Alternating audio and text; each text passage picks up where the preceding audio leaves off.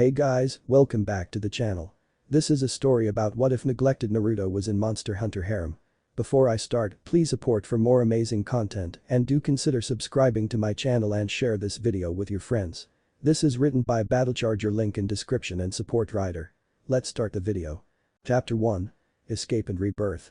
Hanahagakure no Sato.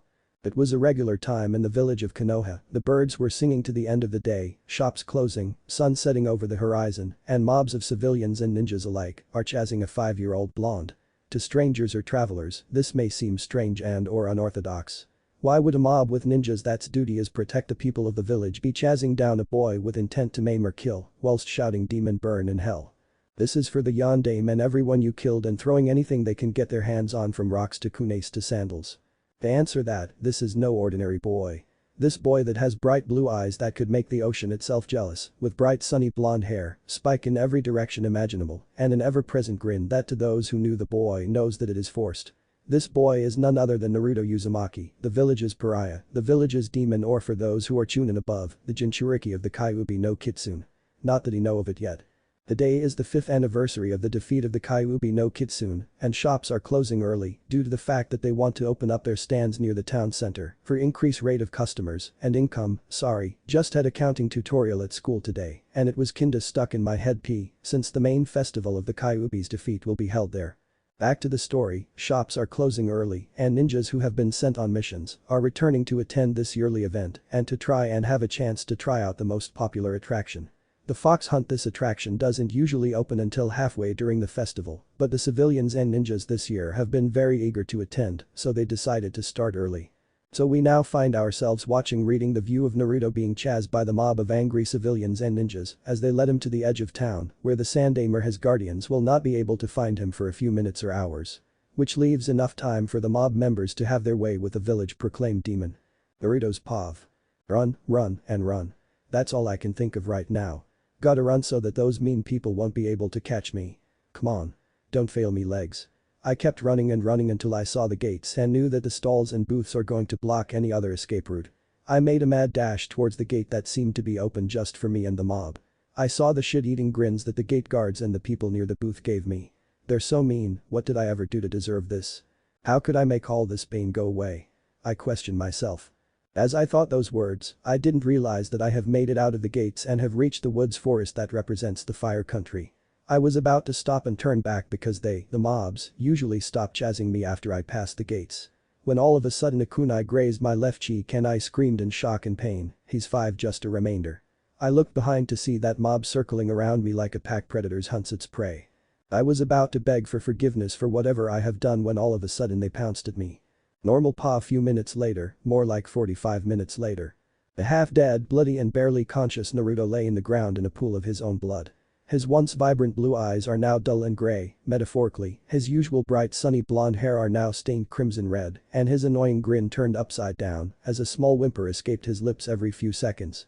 The mob has beaten him with everything they have, not to mention the ninjas that have been passing by on the way back to the village after a mission. They beaten him with sticks, branches, kunes, shurikens, swords and anything they could their hands on that would cause the slightest pain to the poor 5-year-old. Naruto lay there already accepting that he will die, accepting that he will never fulfill his promise to become the greatest of the great to his Jiji. He won't be able to see Am-ni-chan smile again, he won't be able to eat Tuchi-Jai-san's delicious ramen again, and he will forever disappear from the world. He was about to cast his last breath when all of a sudden, he felt a power surge through him. He felt power like no other originating from an outside source. It feels like a volcano the size of the biggest mountain in Iowa has erupted inside of him. He felt his resolve reignite with determination that would put Guy and Lise to shame. I won't die now, he thought, not when I haven't done anything to impact this world. He paused for a few seconds. There's still plenty of opportunities for me to achieve my goals. I haven't died yet, I'm still alive. He screamed in his mind, I won't die. Not yet. I want to live. Make me live. Come on. Live. Live. Live. With that, the power that he felt earlier exploded out of him like a volcano eruption that shook the very earth itself. The chakra that has exploded out of his person is crimson in color, with yellow and black streaks of chakra here and there that seems to flow like lava. His wounds begin to heal at an impossible rate and he began to sit up. When he stood, he ran towards the location where he felt the outside power source that has helped him in his resolve. He didn't know how long he ran, but when he arrived, he saw a sword, Zanbatsu, stuck in the middle of the platform with ancient runes around it glowing red. The platform seemed to be camouflaged by the ever-growing leaves, trees and grass of Fire Country, as it is near impossible to see without the glowing crimson light that it is emitting. Bringing his small tiny hands to the handle of the Zanbatsu, he grasps it. Only to gasp in slight shock as he felt more power enter his being and seemed to fade out of existence in a flash of crimson and yellow streaked light with the blade and platform and would not be seen or heard of for 10 years. Konoha before power surge. The mob that is returning from their yearly fox hunt has arrived at the gates of Konoha only to meet a very, very angry Sandame and a squad of Anbu Black Ops that is loyal to the Sandame and respected the Yondame's last wish will. The mob slowly approached the Sandame, weary due to the rage that is present on his crinkled face. Once they were a few meters away, the Sandame spoke now, "I will only say this once, where is Naruto?" "We don't know what you are talking about." Sandame saw an unknown ninja who is not important, spoke only to be cut off as a kunai lodged in his head, startling the other ninjas in the area. "I'm warning you, if I see him bloodied and bruised, I will personally torture you and send you back to your family in box so small that they would need a microscope to examine your remains. If there is any." The Sandame said the last part ominously. Just as he finished saying that, the people of Konoha and most likely the entire shinobi nations felt an earthquake stronger than one of Iwa's most powerful earth jutsus. They also saw a bright light that looked similar to a volcano in the distance where the mob presumed to have been. The Sandame and ninjas of the village paled as they thought the Kyuubi might have escaped only for the earthquake and chakra power surge to stop. Followed by an even stronger chakra power surge a few minutes later and disappeared. The Sandame was the first to recollect his thoughts as he called out the orders, "Get all available Anbus and Jounins here now. Have the Chunins and Genins to evacuate the civilians to the Hokage mountain." Few minutes later we found the Sandame, 50 Anbus and 100 Jounins tree hopping towards the location of where Naruto was before he got teleported into God knows where. They arrived a few minutes later only to find a field or what used to be a grassy field covered with scorch marks everywhere. Some of the rocks and boulders in the area have melted into something similar to magma, and the trees that have been proudly grown by the Shodame turned into ash. The Sandame told the ninjas to scatter and look for clues on what could have caused this catastrophic event, whilst the Sandame stood where the sword, platform and Naruto used to be, not that he know it. He looked down only to see an orange cloth that he could recognize anywhere. Taking a few minutes to collect his thoughts, the Sandame sighed and let a few tears roll out of his eyes like a leaking tap and whispered, "I'm so sorry Naruto, I have failed you and your father. If only your mother was here from the beginning. Please forgive this foolish old man and be happy. Wherever you are with his peace done." He recalled all of the ninjas and headed back to the village to grieve of the death of his beloved grandson in anything but blood. What he or any other ninja didn't realize is the small flicker of crimson energy that disappeared as soon as it appeared. Most, which means all, people in the village will celebrate the death of the demon, while some, approximately 5 maybe less, would grieve the death of their beloved Naruto. The ignorance of the village has caused what could have been the Leaf's most promising ninja to become something even more feared than the Kyuubi, for Naruto would return, and when he will, he would raise hell to earth and bring upon his fury. This shall act as a warning. Be prepared for his return. Chapter 2. The Return. Previously. Taking a few minutes to collect his thoughts, the Sandame sighed and let a few tears roll out of his eyes like a leaking tap and whispered, "I'm so sorry Naruto, I have failed you and your father. If only your mother was here from the beginning. Please forgive this foolish old man and be happy. Wherever you are with his peace done." He recalled all of the ninjas and headed back to the village to grieve of the death of his beloved grandson in anything but blood. What he or any other ninja didn't realize is the small flicker of crimson energy that disappeared as soon as it appeared. Most, which means all, people in the village will celebrate the death of the demon, while some, approximately 5 maybe less, would grieve the death of their beloved Naruto. The ignorance of the village has caused what could have been the Leaf's most promising ninja to become something even more feared than the Kyuubi, for Naruto would return, and when he will, he would raise hell to earth and bring upon his fury. This shall act as a warning. Be prepared for his return. Present 10 years after Naruto's disappearance. Hokage's office. It has been a long 10 years for one Sarutobi Hiruzen. He has lost his surrogated grandson to the stupidity of this village that he protects, and said surrogated grandson's mother and twin turns out to be alive and well and are now residing in the village. After they heard the death of the demon, the council even broke his law about the Kyuubi being sealed inside Naruto. Now everyone in Konoha knows the truth of what happened on October 10th, 15 years ago. Sigh, he could only sigh as he thought of all the bad things that have happened to his beloved grandson in all but blood. Kushina, Naruto's mother, and Naomi, Naruto's twin, have returned to the village about a year after Naruto disappeared. Stating that since the demon is gone, she could finally live in peace with her only child, in peace within the village. The villagers were shocked that the wife of the yondaime is alive, as they thought that she has died along with her husband. Of course, they don't know that Naruto was her and the yondaime's son, and only thought that Naomi was the only child of the late yondaime and the current head of the Uzumaki and Namikaze clan, Kushina, and only took Naruto's similar appearance to the late yondaime as a joke by the demon to remind them of their loss. Kushina and Naomi have been hailed as heroes when they walked through the gates of Konoha. They celebrated the return of their hero's wife and daughter after the village's noble deed in getting rid of the demon. Some even proposed that they were the one who did it and had the right to take the hands, in marriage, of Kushina and Naomi for doing something that the yondaime couldn't even do. Of course they were shot down harder than a nuclear bomb the size of a mountain. Getting back to the story, Sarutobi can't help but let another sigh escape his lips as he wished that he had done better to protect Naruto from all his misfortunes. He only wished that wherever he is, he would be safe and well protected. Something that he, the god of shinobi and the professor, couldn't do. Few kilometers away from Konoha. The figure standing about 5'11" with broad shoulders and a massive sword behind his back is walking towards the village hidden in the leaves in a leisurely pace, as if he can sense someone attacking him a week before the attack would happen. The man, as judging from the way he walks and carries himself, is wearing what appears to be a ninja outfit fit for an Anbu member of the Leaf Village. He wears long, black baggy jeans with many pockets that reach his ankle, steel-toed combat boots that seems to have hidden blades inside the sole of the boot. He also wore a sleeveless mesh shirt with a short-sleeved black shirt that hugs his body like a second skin and shows of his six-packs. He is also wearing a midnight black gauntlet that covers the back of his hand and forearm.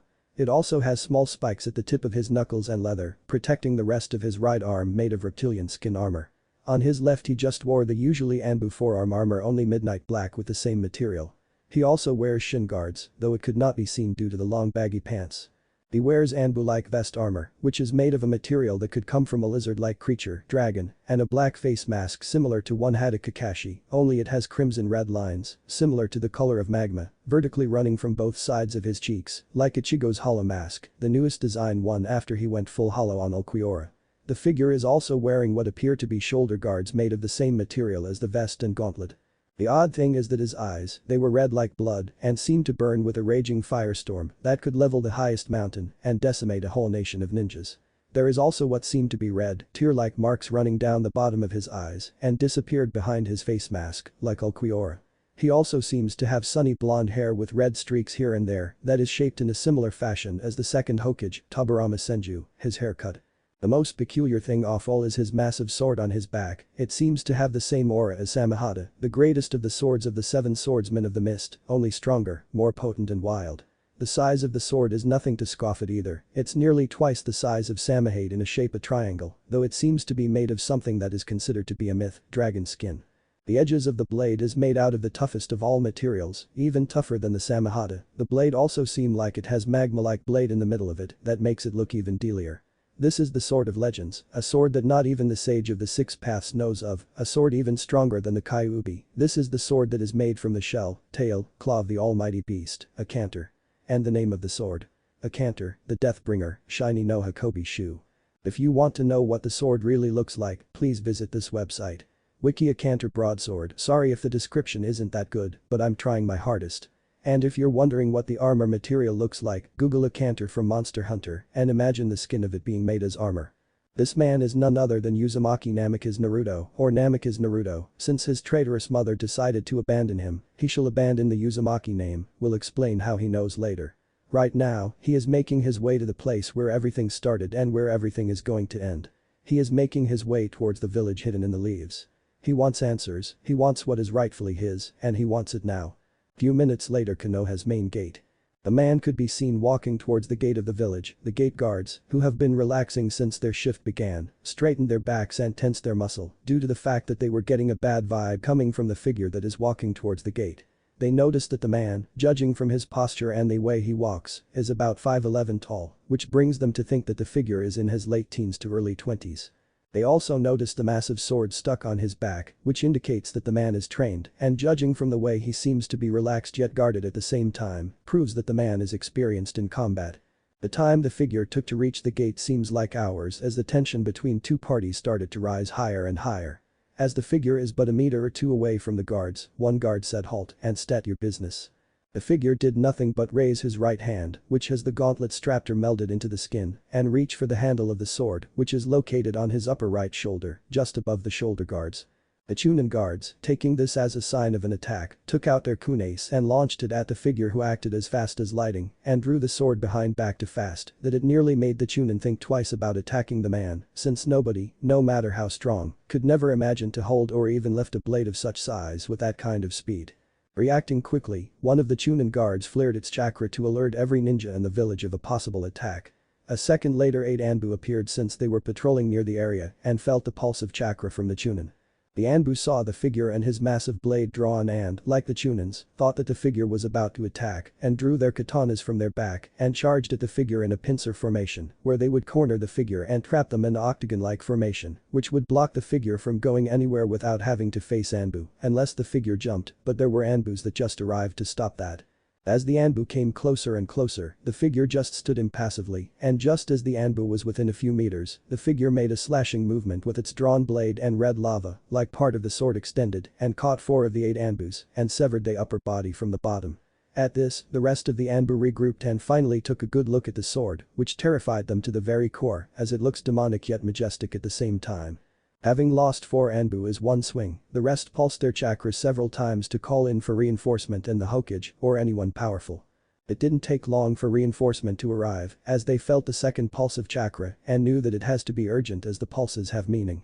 One pulse means intruder, which usually takes a few Anbu to take care of it. The second pulse means reinforcement is needed. The third pulse usually means that they need the assistant of the Hokage him herself, but if the Anbu pulsed their chakras several times in a row, that mean that any available med jounin above should come to the location no matter what and pulse several times the Anbu did. I mean, the man just killed 4 elite Anbu in a few seconds in one swing. Sure, they underestimated him, but hey, better safe than sorry. It only took a few more seconds of tension as the reinforcement arrived and surrounded the figure. Some are on top of the gate while some are in the roof of the buildings that are near the gate. The common thing that the reinforcement share is that they have their kunais drawn and their muscle tensed and flaring their chakra bit by bit.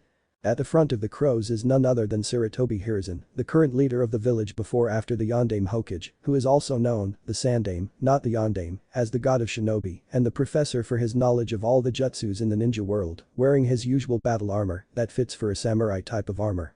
Next to the Sandaime is his ever-loyal Anbu, and some very powerful jounin, namely Hada Kakashi, Sarutobi Asuma, Kurana Yuuhi, Mitarashi Anko, Mido Gai, and other jounins that have been successful in battle and mission-wise. Though the most shocking of things is none other than the appearance of Uzumaki Namika's Kushina, who seem as if she hasn't aged ever since anyone has last saw her, and beside her is none other than Uzumaki Namika's Naomi, the official daughter of Kushina and Namika's Minato, the Yondaime Hokage, or better known and feared as the Yellow Flash. As the reinforcement arrived, the figure that have been the center of attention for a while did nothing but rest his sword on his shoulder and impassively stare at the ninja and Hokage that have arrived before him. As the figure stood still, the Sandaime slowly yet carefully approached him whilst he asked, "State your name and business in my village, and what have this village done to you for you to cause such a ruckus at this time?" Question demanded the Sandaime in a voice that leaves no argument. The figure did nothing but slowly clenched and unclenched both hands. The ninjas in the area knew what this meant as they prepared their weapons and jutsu. The Sandaime was about to ask again, but was interrupted by Kushina as she screamed, "Hey, you with a big sword. You got some nerves to actually ignore the Sandaime and attack the strongest village in the nation. Why don't you speak before I force your voice out of you by ripping you a new mouth?" The figure seemed to notice this, judging from the way he looks at Kushina for a few seconds before he looked back towards the Hokage and said, "You really need to keep your shinobi in line, or don't be surprised when you find the wife of the great Yondaime in a coffin next to her husband." The voice seemed to creep the ninjas in the area, as it had a tone of authority that could only be achieved by royalty and also have a sense of deadliness in them, like he could kill you by just using his voice, which would be sad. The Sandaime was about to reply, but was interrupted by Kushina again. "Are you threatening me?" questioned Kushina as an aura of darkness loomed above her head and her eyes were covered by her bangs. "No, merely stating the obvious, Kushina, and telling you that little Naomi might end up motherless by the end of the day," the figure replied. That was it for Kushina as she charged towards the figure with her sword drawn. She was known as the Red Death, is she? For nothing, as she is a sword master on par with the 7 swordsmen of the mist, but unluckily for her, the figure, which is Naruto, is on a level way beyond the 7 swordsmen of the mist or the Juubi even. But nobody except him and his summons knew that, of course. Kushina was a mere centimeter away from the figure and was about to behead him when her sword was suddenly blocked by the massive blade. She, and everybody else in the area, was surprised that the figure had such strength to lift such a massive blade with ease.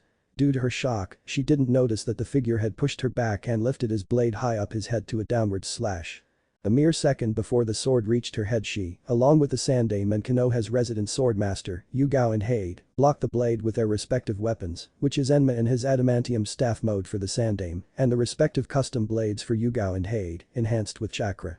As the Sandame, cushioned, Yugao and Hade blocked the blade, they felt a pressure like no other, as the ground below them cracked under the strength of one swing from the figure. They felt their bones and respective weapons creak under the stress and pressure of the one powerful swing. The ground below finally gave in and created a crater. Large enough to fit 5 people and have enough space to move, and picked up dust. Once the dust cleared, the ninjas in the area saw an amazing scene. 4 strong ninja have been brought to their knees and look to be sweating up a storm by one swing from a man who is no older than 20, and the figure keeps on adding pressure to the tip of his blade, which indicates how strong he really is. Just when they thought that the figure was about to finish the job, he stopped adding pressure and spoke now, that's no way to welcome me back to the village. I've only been gone for 10 years, and this is how you welcome a family member. I'm hurt, Jai-san, Ka-san stated the figure, which caused Kushina and Hiruzen to widen their eyes in epic proportion as they figure out who the figure is. The only person who could say that to both of them and has blonde hair, though a little different. He is Uzumaki Namik is Naruto. Chapter 3 The Bet. Previously. Just when they thought that the figure was about to finish the job, he stopped adding pressure and spoke now, that's no way to welcome me back to the village. I've only been gone for 10 years, and this is how you welcome a family member. I'm hurt, Jai-san, Ka-san stated the figure, which caused Kushina and Hiruzen to widen their eyes in epic proportion as they figure out who the figure is. The only person who could say that to both of them and has blonde hair, though a little different. He is Uzumaki Namik is Naruto. Present Konoha's main gate. The newly known Naruto lifted the blade and rested it upon his shoulder as the Sandame, Kushina, Hayate and Yugao got back to their feet. The ninjas in the vicinity thought that this was a chance to attack as they lunged their kunes, shuriken and jutsus, which is mostly fire style. Fireball jutsu. As the projectiles and jutsu was about to hit the figure, red chakra that has appeared from the ground circled Naruto in a sphere-like barrier and deflected stopped the assault. The ninjas was about to bring in the second wave when the Sandame raised his hand in a stop gesture and said, "Stop at this instant. He is not an enemy, I sure hope not," he whispered the last part. "What?" screamed several ninjas as they haven't relaxed their posture and brought another kunai shuriken from their ninja pouches. "Relax, he is just an old friend of mine who happened to went missing a few years ago, he's just back for a greeting." "This is all just a misunderstanding," replied the Hokage. "But sir, he killed 4 Anbu members," stated an unknown Anbu with a platypus mask, writing random animal mask for some Anbus. "It's all in self-defense," said the figure, "after all. They came at me with intention to maim and or kill me. And I haven't provoked them in any sort of way." "What are you talking about?" questioned the Chunin guard that said of the first chakra pulse, "We," mentioning the other Chunin, "saw you reach for your sword handle." He screamed. "Yes, you did. But all I wanted to do is scratch my head, since I don't have an ID," stated the figure with a nervous laugh at the end, whilst the ninjas in the vicinity all sweat dropped. Clearing his throat, the Sandame became serious and said, "Everyone, please return to your duty. And there will be no discussion. We will have a Jounin meeting after I talk with our guest, and I will send Messenger Eagle to notify you all of the time, and you will be debriefed on what had happened a few minutes ago. Now if all of you except for Kakashi, Kushina, Guy, Asuma and Kurenai, please leave." With that, everyone except for the named Jounins left the area to go back to their duties and talk to each other about the event that just occurred. Everyone had left except for Naomi, who stood still and looks at Naruto with a critical eye. As if she knew who he was. When the Sandame was about to tell her to leave, Naruto spoke up, "Maybe you let her stay after all, she needs to know the truth and it's bound to happen sooner or later, right, Jai-san?" Sighing, the Sandame replied, "Alright. She could stay. Now let's head to my office so we can have a more private area to talk." The group soon walked towards the Hokage Tower that is located in the middle of the village. They could have sunshine there, but walking seems right at the moment. It took the group a few minutes to get to the tower. The group traveled in a diamond formation where Naruto was in the middle, the Sandame up front, Kakashi and Kurenai at the back, Asuma and Guy to the left, and Kushina and Naomi to the right. All the while the group was taking glances at the blonde every few seconds. Kushina and Naomi more so than the rest. Kushina just couldn't believe that after all this time, he has returned to antagonize them. All she wanted was to have a happy life with her daughter, but no. He has to come back and ruin it all. She would have to teach the demon a lesson. While she was thinking that, Naomi had other thoughts. She was thinking on how familiar the aura of that mysterious person is, how she seemed to be calm and safe around the figure when they never even met once in their life. She wants to know who he is, and she wants to know now. Once the group arrived at the Hokage Tower, the Sandaime put a silencing seal on the room so no noise would escape the room and no eavesdropper would know what they are talking about. Once the sealing was done, the Sandaime sat on his chair whilst Naruto took a seat in front of him with a bored look and the others spread around the room, sticking with their buddy for now. The Sandaime lit his pipe and took a nice long breath before he spoke in a happy but professional kind of tone. So, after all these years you have returned to the village, tell me where you have been. I've been worried sick about you, you know. Giving off a chuckle, Naruto replied in a cheerful tone, well, I didn't return to the village, more like forced for now. And where I've been? Well, that's my little secret. His voice then turned serious. I'm here for my inheritance, and I want it now, every jutsu, scroll and belonging my father has stated. Naruto. The Sandaime chalked on his pipe for a few seconds, surprised that Naruto knew who his father was and was about to reply when Kushina interrupted him for the third time that day. You can't have that. That solely belongs to me and Naomi. You don't deserve that inheritance, demon. Said Kushina with venom at the demon part and caused the others that didn't know who the figure is to be confused. I believe that what you say is invalid, for you see, the inheritance will always belong to the male of the clan, isn't that right, Ka-san, stated the figure. This caused the Jounins, except Kushina and Naomi, to go wide eyes as they never thought that Kushina Ka-san had a son. This then led to screaming as the Jounins and Naomi began to question Kushina about the figure's response. Before Kushina could say a thing, the Sandaime said, I believe what he said is true. After all, if the clan had died, the eldest son would take his or her place, which caused him to get a glare from Kushina, though he wasn't affected much. But sir, who is he? I don't know that Kushina-sama had a son, questioned Kurenai. I believe you all once knew him, since you guys did protect him when he was just a child, stated the Sandaime. That answer caused the Jounins to go wide eyes as they knew who the Sandaime was talking about. Naruto. Naomi, the only one who doesn't understand, asked the question, who's Naruto Ka-san? And why does he feel so familiar? Every eyes are now on Kushina as she is having a mental conflict between telling her daughter the truth that she has a twin brother or lying to her and breaking her trust. The former seemed to be the better option. Naomi-chan, started Kushin, is your twin brother. Uzumaki Namikaze Naruto. As soon as Kushina finished saying that, all eyes were upon Naomi as they saw her widen her eyes to the size of an extra-large miso ramen with pork and her loosened ever so lightly. She stared into the red abyss that is Naruto's eyes and couldn't help but feel lost in them. They were like a storm of fire that would scare most people as it would emit heat like no other, but to her, it feels warm and cozy. She was broken out of her thoughts as the people in the room heard a chuckle coming from Naruto. Once he finished, he said, well, it's nice to finally know that my mother admits that she has a son to her daughter and my twin, but you did make one mistake, stated Naruto. Oh, really? And what is the mistake that I have done, my son? Said Kushina with sarcasm crystal clear in her voice. Well, my name is not Uzumaki Namikaze Naruto, it's just Namikaze Naruto. Since you decided to abandon me in this shithole of a village, I decided to abandon your name, and besides, I'm not in Uzumaki anymore. Not after that event, stated Naruto, and referring to the event where he disappeared, which everyone in the office realized by now. The Sandaime, asking the question in everyone's mind, asked, what do you mean that you're not in Uzumaki anymore, Naruto-kun? Well, let tell you a little story about the sword that I carry in my back, since I can trust you enough for it. Though not the complete detail. Many millennia ago, there once lived a creature that have been said to be even stronger than the Juubi, and before you interrupt me, yes, there is a Juubi. A Juubi is actually the combination of all the tailed beast. You see, before the age of ninja, the Juubi roams the land and cause mayhem wherever he goes, until a man that you all know from history books and legends appeared, the Sage of the Six Paths. The man sealed the Juubi inside of him, thus making him the very first Jinchuriki in the world. He became the Jinchuriki of the Juubi until he was finally at his last breath, where he used a jutsu to separate the Juubi's chakra into the Bijuus today and sealed its body into the moon. Yes, the story is true, and I'm pretty sure that you know about it, right, Jai-san? Questioned Naruto as he received a nod from Hiruzen. Now, as I was saying, there was a monster far stronger than that of the Juubi millennia ago, though one brave warrior, a hunter, faced a beast in battle that lasted a month and slayed the beast. The result was that he collected the tail, shell, and claw of the beast into what you see today before you. This is where the 7 swordsmen of the mist got their ideas from. They saw the blade, and some decided to wield it, thought they were immediately incinerated by hot magma, since the sword chooses its owner, not the other way around, finished Naruto.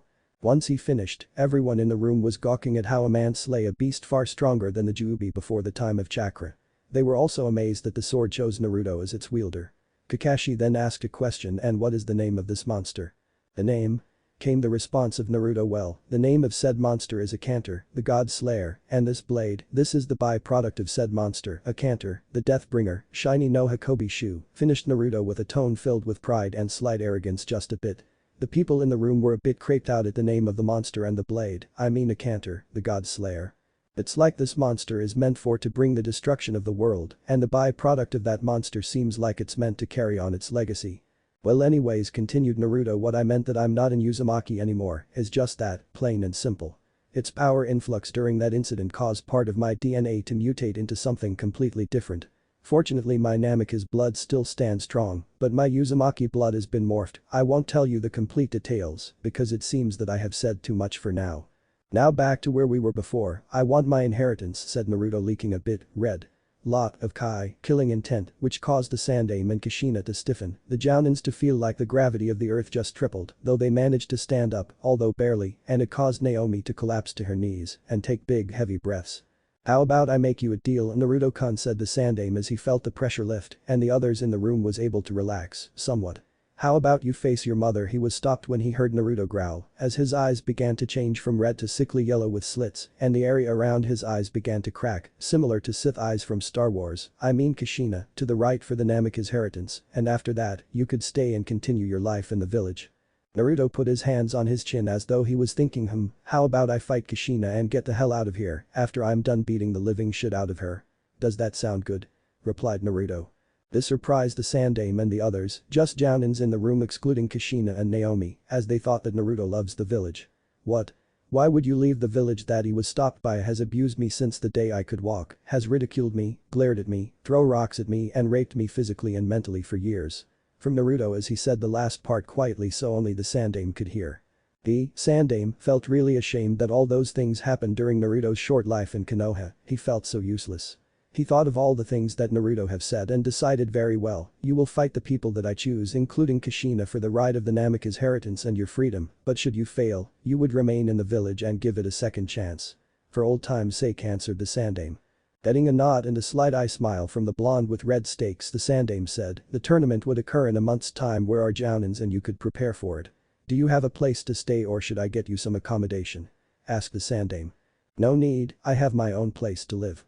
See you in a month, Jai-san, everyone replied Naruto as he disappeared into thin air without a sound. Vanished, without a trace. Just like that. Getting out of their shock, Asuma asked, is it really okay to let him go like that, Pops? I mean, I know how much he means to you, I haven't seen you smile for more than 5 seconds when he disappeared, which he got a well, you know what they say, if you love something one, let them go and be happy, from the older Sarutobi. With that, the Sandaime called for the Jounin meeting and discussed what had transpired here in the office a few minutes ago, excluding the fact about the sword's history and the Jubi. He has made a list of candidates for the upcoming tournament that would happen in a month that would determine the future of Konoha. Will it grow stronger once Naruto comes to their ranks? Or will it fall? Chapter 4. Introduction to Battle. Previously. No need, I have my own place to live. See you in a month, Jai-san, everyone replied Naruto as he disappeared into thin air without a sound. Vanished, without a trace. Just like that. Getting out of their shock, Asuma asked, is it really okay to let him go like that, Pops? I mean, I know how much he means to you, I haven't seen you smile for more than 5 seconds when he disappeared, which he got a well, you know what they say, if you love something one, let them go and be happy, from the older Sarutobi. With that, the Sandaime called for the Jounin meeting and discussed what had transpired here in the office a few minutes ago, excluding the fact about the sword's history and the Jubi. He has made a list of candidates for the upcoming tournament that would happen in a month that would determine the future of Konoha. Will it grow stronger once Naruto comes to their ranks? Or will it fall? 1 month later. We now find Naruto and about 15 other people, all facing towards him with determination and anger in their eyes, Kushina. The 15 competitors in front of Naruto is none other than Hada Kakashi, a man who is apprenticed by the Yondaime Hokage, survived the Third Shinobi War, and a man who received the Sharingan from his deceased teammate and have copied 1,000 jutsus. He wears the regular Jounin uniform, though he has a face mask similar to Naruto's only midnight blue, and he has his Konoha headband tilted to the left, which covered his left eye. He also has silver white hair that defies the laws of gravity itself. Next, the son of the Sandaime Hokage, Sarutobi Asuma, himself is attending this completion. He is doing this because he feels like he needs to repay his dad for taking care of him, even though he was a jerk in his younger days. And what better way to repay him than bring back the kid, makes his day seem lighter, back to Konoha where he belongs. Asuma wears the same outfit as Kakashi, only he has a white sash with the word fire, is it? On it on his waist. He has brown hair and eyes and has a cancer stick, cigarette, in his mouth.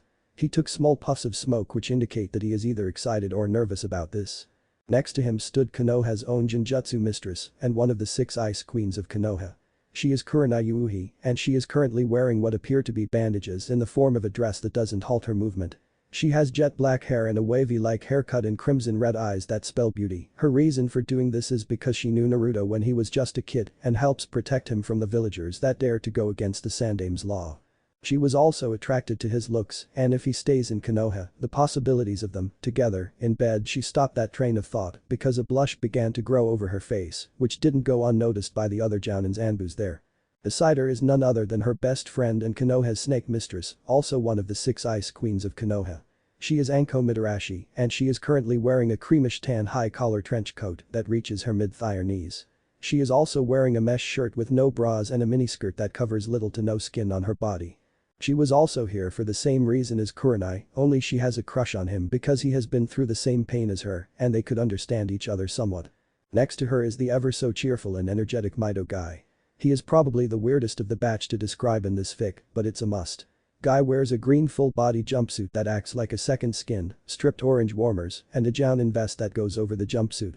He also has jet black hair in the shape of a bowl and the biggest eyebrows anyone will ever see. Though if you look closely, you could see the hidden strength behind the flames of youth. His reasons for being here is to test the flames of youth of the supposed heir of the Namikaze clan and to see the once little Naruto go up against the toughest of the tough in the village. Beside him are one Gekko Hayate and his best friend Yugao Yuzuki. They are considered to be Konoha's top swordsmen and wanted to test themselves with someone with a sword that is similar to Kisame Hashigaki's Samehada. Hayate wears the regular Jounin uniform, only his headband is worn as a bandana and he has dark rings under his eyes, which indicates he is either sick or hasn't slept in a while. And judging from the cough he is making every few seconds, it's the former. Yugao on the other hand is wearing her Anbu uniform without the mask on. She has dark purple hair and black eyes. They both have their swords strapped onto their backs and seem to be eyeing Naruto's sword, or in Yugao's case, Naruto. The Sandame also assigned Tenzo or Tora for this occasion in case Naruto uses the Kyuubi's chakra and go berserk. He wears the usual Anbu uniform with his tiger mask on, but you could see he has brown hair and brown eyes. He was one of Naruto's guardians when he was a child. Other than him, there are 2 more Anbu with different animal mask. One is a lion while the other is a falcon. They were assigned as an extra precaution for this event. There are also 2 random Jounin whose purpose is backup and distraction for the other Jounins. The other important people to attend this competition are Namikaze Uzumaki Kushina. She has long red fiery hair that reaches her lower thigh. Kushina has grey eyes that could calm even the most hostile of men, though right now, her grey eyes are set on one figure, and that is her own son Namikaze Uzumaki Naruto. The reason for fighting her own son is for the right of the Namikaze inheritance and show to the world that her son died 15 years ago and the one standing before them is the demon wearing her son's skin. She will avenge him and her deceased husband. She is wearing the Azugakur's uniform, Google it, sorry. The last but not least is none other than Jiraiya of the Sannin himself. You know what he looks like, I just can't be bothered to describe something as complicated as his clothing and stuff. His reason for being here is to see his godson that he has neglected for all his life and somewhat abandoned him just like his mother. He felt ashamed of what has transpired and wants to correct them and hopefully have a godfather-godson relationship. All the people that have gathered here today recalled on how they managed to get in this situation, except for Kakashi, because he was late to the meeting and missed out on it. Flashback a month ago, Hokage's office. A few minutes after Naruto left, the Jounins in the red zone have gathered and is waiting patiently for the Sandame Hokage to address them. And that he did. Everyone, I am here to explain to you on what have happened in the office with our guest. With it he explained that he is the last Namikaze male and son of Namikaze Uzumaki Kushina, who is here for his inheritance and freedom. Of course the Jounins in the room didn't believe a word he said before the Sandame took out a folder from his drawers that has Naruto's DNA sample when he was a kid with the Yondames and Kushinas. After that the others in the room stayed quiet as they processed the information that they were given. After a few seconds of silence, the Sandame spoke up again. Now that you know what happened, I will select a few of you and a couple of Anbu for the tournament that will transpire in a month. I want to choose the best so that they could have at least a chance on injuring Naruto. I want him to stay in the village, this is where he belongs. With that, the Sandame chose the competitors and hoped for the best. Flashback end present tournament arena. It seems that the word has spread throughout the whole nation that the Yondaime has a son and is now fighting his mother for the right of the clan so that he could go somewhere out of the village. Since it has been made public to the people that Naruto is the son of Kushina Uzumaki and Namikaze Naruto, the villagers of Konoha have been terrified that they tortured the son of their hero and wanted to apologize to him, but nobody have ever saw him during the 1-month time period. And not only that, it seems that the daimyos of other nations and their respective cages have gathered for this tournament to determine the fate of the Namikaze clan. The cages from Kiri, Kumo, Suna, and even Iwa are now gathered into the Hokage platform in the arena. Even though it is a surprise that Inuki, Iwa's Tsuchikage arrived, it wasn't a surprise as they guessed that he wants to see what could have been his future enemy fight to discover his weaknesses, if he has any. The cage box have been very tense since this type of event have never transpired before, but to see the son of the Yondaime fighting with the Yondaimes with is a chance too big to pass up. People from across the nation have gathered in the arena to see a fight full of legendary people.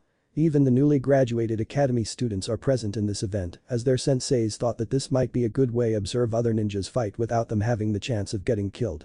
All rookies look exactly the same as they do in canon.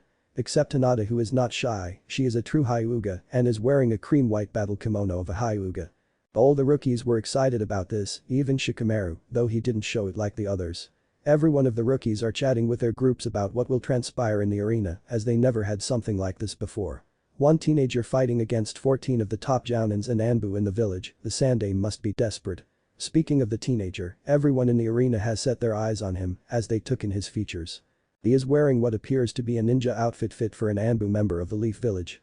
He wears long black baggy jeans with many pockets that reach his ankle, steel-toed combat boots that seems to have hidden blades inside the sole of the boot. He also wore a sleeveless mesh shirt with a short-sleeved black shirt that hugs his body like a second skin and shows of his six-packs. He is also wearing a midnight black gauntlet that covers the back of his right hand and forearm. It also has small spikes at the tip of his knuckles and leather, protecting the rest of his right arm made of reptilian skin armor. On his left he just wore the usually Anbu forearm armor, only midnight black with the same material. He also wears shin guards, though it could not be seen due to the long baggy pants.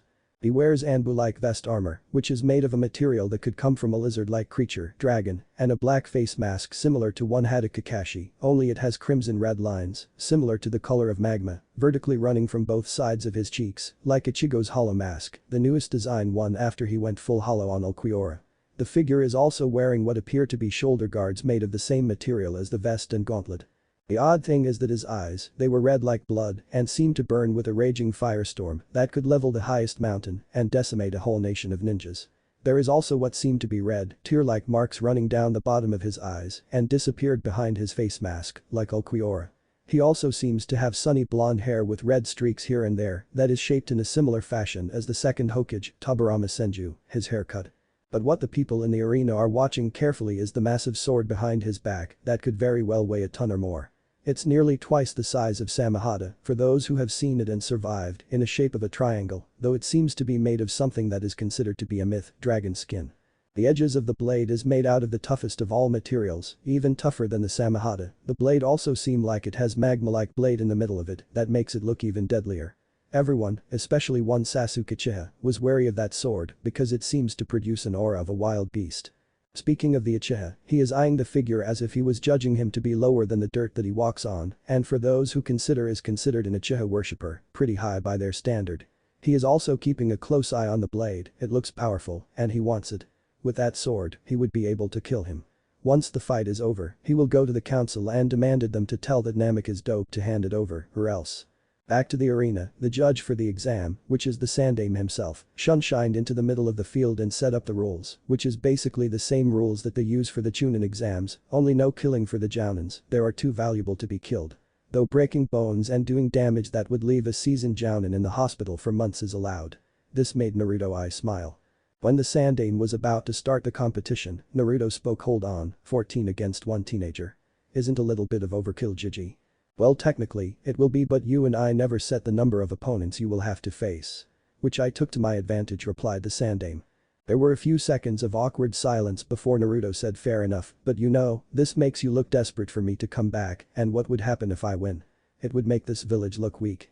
"I know," started the Sandaime, "it's a double-edged sword, but you returning to the village after so many years is worth the price," the Sandaime said with a hint of sadness. Sighing, Naruto nodded and said very well, I will put up a good show for you Jiji, for old time's sake right?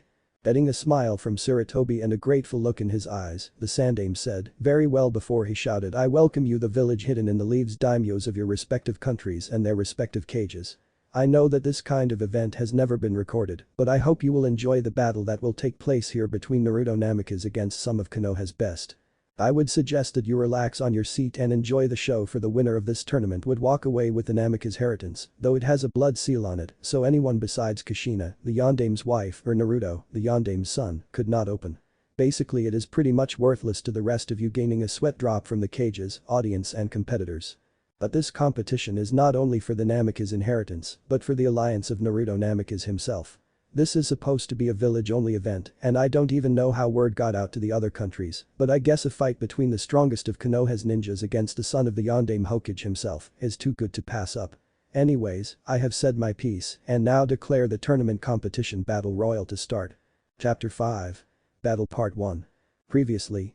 Getting a smile from Sarutobi and a grateful look in his eyes, the Sandaime said, very well before he shouted I welcome you the village hidden in the leaves daimyos of your respective countries and their respective cages. I know that this kind of event has never been recorded, but I hope you will enjoy the battle that will take place here between Naruto Namikaze against some of Konoha's best. I would suggest that you relax on your seat and enjoy the show for the winner of this tournament would walk away with the Namikaze inheritance, though it has a blood seal on it, so anyone besides Kushina, the Yandaime's wife or Naruto, the Yandaime's son, could not open. Basically it is pretty much worthless to the rest of you gaining a sweat drop from the cages, audience and competitors. But this competition is not only for the Namikaze inheritance, but for the alliance of Naruto Namikaze himself.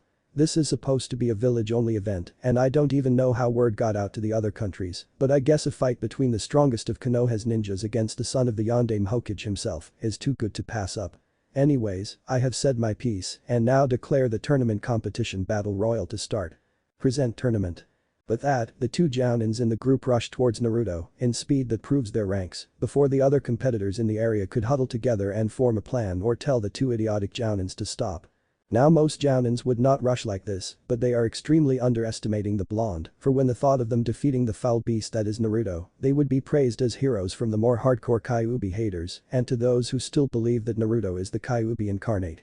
With those thoughts in mind, they charged and drew kunais and put them in reverse grip, wanting to end the battle soon. But before the kunais could pierce the skin of Naruto, the massive blade was located in Naruto's back is found between the two Jounin-level ninjas and Naruto in a defensive block position, which is pretty much the flat side of the wide Zanbatsu. CK, you know, it's not very smart to suddenly charge in like that. It could get you killed. Especially when you underestimate your opponent, said Naruto in a calm voice, like he wasn't strained by the pressure of blocking two Jounin-level ninja with a massive blade, with one arm.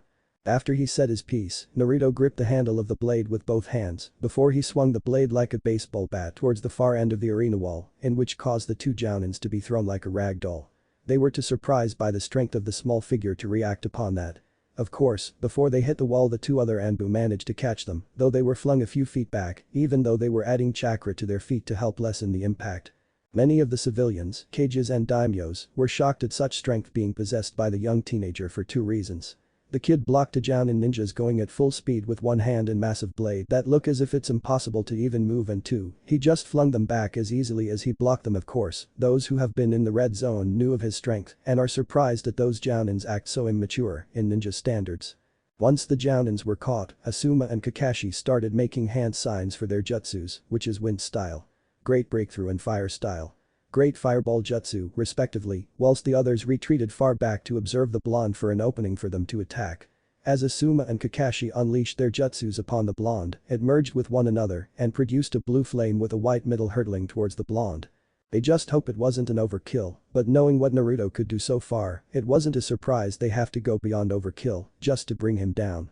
Just as the jutsu was about to hit Naruto, a stream of magma erupted from the ground and surrounded Naruto in a magma hot shield in the shape of a sphere. As the jutsu hit, an explosion rocked the arena before a cloud of dust gathered around Naruto, shielding him from view. Once the dust settled in, you could see a glowing sphere of magma that surrounded Naruto to be completely unscathed. This of course surprised those around the area, for the combination jutsu that is performed by Asuma and Kakashi could be considered an S-rank jutsu, and knowing that the blonde has a defense mechanism that could deflect an attack of such magnitude without the defense failing for even a second goes to show that this could be one heck of a fight. This also surprised a certain female Mizukichi, for she thought that she and her clan are the only ones that are capable of doing Uten techniques, though something was odd about that Uten, it seems to be more, hotter, of course. Having that thought in mind made her think of the blonde Adonis behind the magma shield, who's wielding a massive blade. She blushed at that innuendo, that went unnoticed by the others as they were too engrossed in the fight for anything. Once the dust completely settled, the magma dome completely dissolved into watery magma again, before disappearing to whom knows where. As it disappeared, the blonde chuckled before saying, "That's a nice way to start the fight, send a flaming hot fireball towards me to burn me to a crisp. I thank you for your generosity." Sarcasm completely clear in his voice. Asuma and Kakashi was decent enough to look sheepish with a sly grin and an eye smile. But Naruto returned before he disappeared from view and ended up between the two with his hands at his back, aiming for a horizontal swing with his blade. It is only due to reflexes from being the daimyo's personal bodyguard and surviving the Third Shinobi War that Asuma and Kakashi was able to dodge such a quick strike. Though they were surprised when a thin line appeared on the wall of the stadium after Naruto was his slash. They now realized that Naruto must have put more power to his swing than they ever thought he could and was even more wary of the blonde's strength. Once Asuma and Kakashi was far enough from the blonde, Guy rushed in with a shout of Konoha whirlwind, whilst Anko and Kurenai jumped up high with kunais in both their hands, ready to attack the blonde once Guy flung him towards the air. What they did not expect was for him to stab his sword to the ground and jumped up high and catch both the female's hand and twirls them around before shooting them towards the male members of their group. When this occurred, Guy has too much momentum to stop his kick from the painful looking and hard blade, so he decided instead of stopping, he would kick the blade to separate it from its wielder and have either one of the Anbu or Jounin to wield it. Once he made contact, he wasn't expecting a searing hot pain in his right leg as the blade held its ground. With that, he retreated towards his allies to let the burn cool down and leg to get used to the pain before going back to the fight. As Kakashi and Asuma caught the kunoichi that was flying towards them and laid them slowly towards the ground, Asuma looked at Kakashi before giving him a quick nod, as if they have mentally formulated a plan, which they did since they have been friends since they were in the academy, even if it only lasted for a while. Asuma dashed towards Naruto with his trench knives in both hands, and when chakra charged into them, he made contact with Naruto just he landed to the ground, and what surprised him is the way he blocked his wind-powered knives with his arm guards. Asuma knew that some swords were able to block his knives, but arm guards? Seriously? It must have been made by some pretty strong material to be able to withstand a blade that could easily cut through a boulder like hot knife through butter. It didn't matter though, as this was part of the plan. Once both of Naruto's hands were occupied, Kakashi would charge in from behind Naruto. In which he did, because we now find Kakashi having a kunai in a reverse grip pointing towards the blonde's neck. "Well, looks like we didn't have to go all out after all," stated Kakashi. The crowds in the stand were a bit disappointed, for they didn't see much. And the cages and daimyos were about to throw a fit for traveling this far for nothing, but before they could say anything, the blonde spoke. You should learn from your other Jounin teammates to never underestimate me." With that, Naruto started to glow an eerie red before exploding into magma. Again, Asuma and Kakashi were saved from the attack by reflexes honed from years of training and experience, though that didn't mean they didn't leave without scorch marks here and there. "We really need to stop underestimating him, shouldn't we?" said Guy, and before any of the other could answer, a voice from behind him said, "Yes, you should." With that, Guy was sent flying forward, but before he could hit the wall, he flipped and landed on his legs, though he left a decent-sized crater in the wall due to the force from the punch or kick. That did not end though, as the two Anbus and other two Jounins jumped into action to distract and stall the teenager. This happened after one of the Anbu discreetly told Kakashi to huddle up with the others and formulate a plan to use against the blonde. With that, Kakashi and the other Jounins and Tenzo jumped towards where Kushina and Jiraiya is standing, observing the blonde's moves carefully. They were discussing their plan whilst they observed the blonde defend from the Anbus and Jounin's assault. They saw him jump towards his sword and either block or parry their attacks that he was given with twice the force and damage. He truly is amazing. As they were discussing, Naruto was having the time of his life. He could show what Konoha has finally done to him, he could show them that they have let go and abused a jewel that can only be found once every millennia and could only be found in the shaft of a volcano hundreds of meters below the Earth's surface. He will finally show them what he has accomplished by himself, but right now, he wants to end these weaklings to catch a much more bigger fish, and with that he separated from the four shinobi, who seemed to have been through war and back, and nicked his thumb on his blade before rapidly making hand signs and speed that the Sharingan would be hard-pressed to copy. Once he finished his hand signs, which only took a span of a half a second, he slammed his hands of the ground, and a large puff of smoke appeared in the arena, which caught the attention of the other competitors, since they had finished planning their next move. The large roar could be heard from inside the cloud of smoke, and the ninja in the vicinity could tell that this summon would be dangerous if the roar was any indication of its size and power. Since animals with great strength tend to show off by roaring. Once the smoke cleared, it shocked the people in the arena as they have never come across a creature so beautiful yet deadly in their lives. In the smoke, Naruto is standing on top of what appear to be a triceratops-like creature, only it seems to have a bigger skull-like head with more bone-like paddings on its head and all over its body, with distinct patterns on them. It also has smaller horns, but just because it's small doesn't mean it's not dangerous. Two of these creatures stood before Naruto, as he stood or sit on top of one, which is bigger than the other one by a meter, body size-wise. People, let me introduce to you my summons. They don't have a specific name since there is too many of them to name, and they tend to not care about such trivial things, so I'll just tell you their species. These are what is known as Renoplos, and as an act of kindness, here's a tip.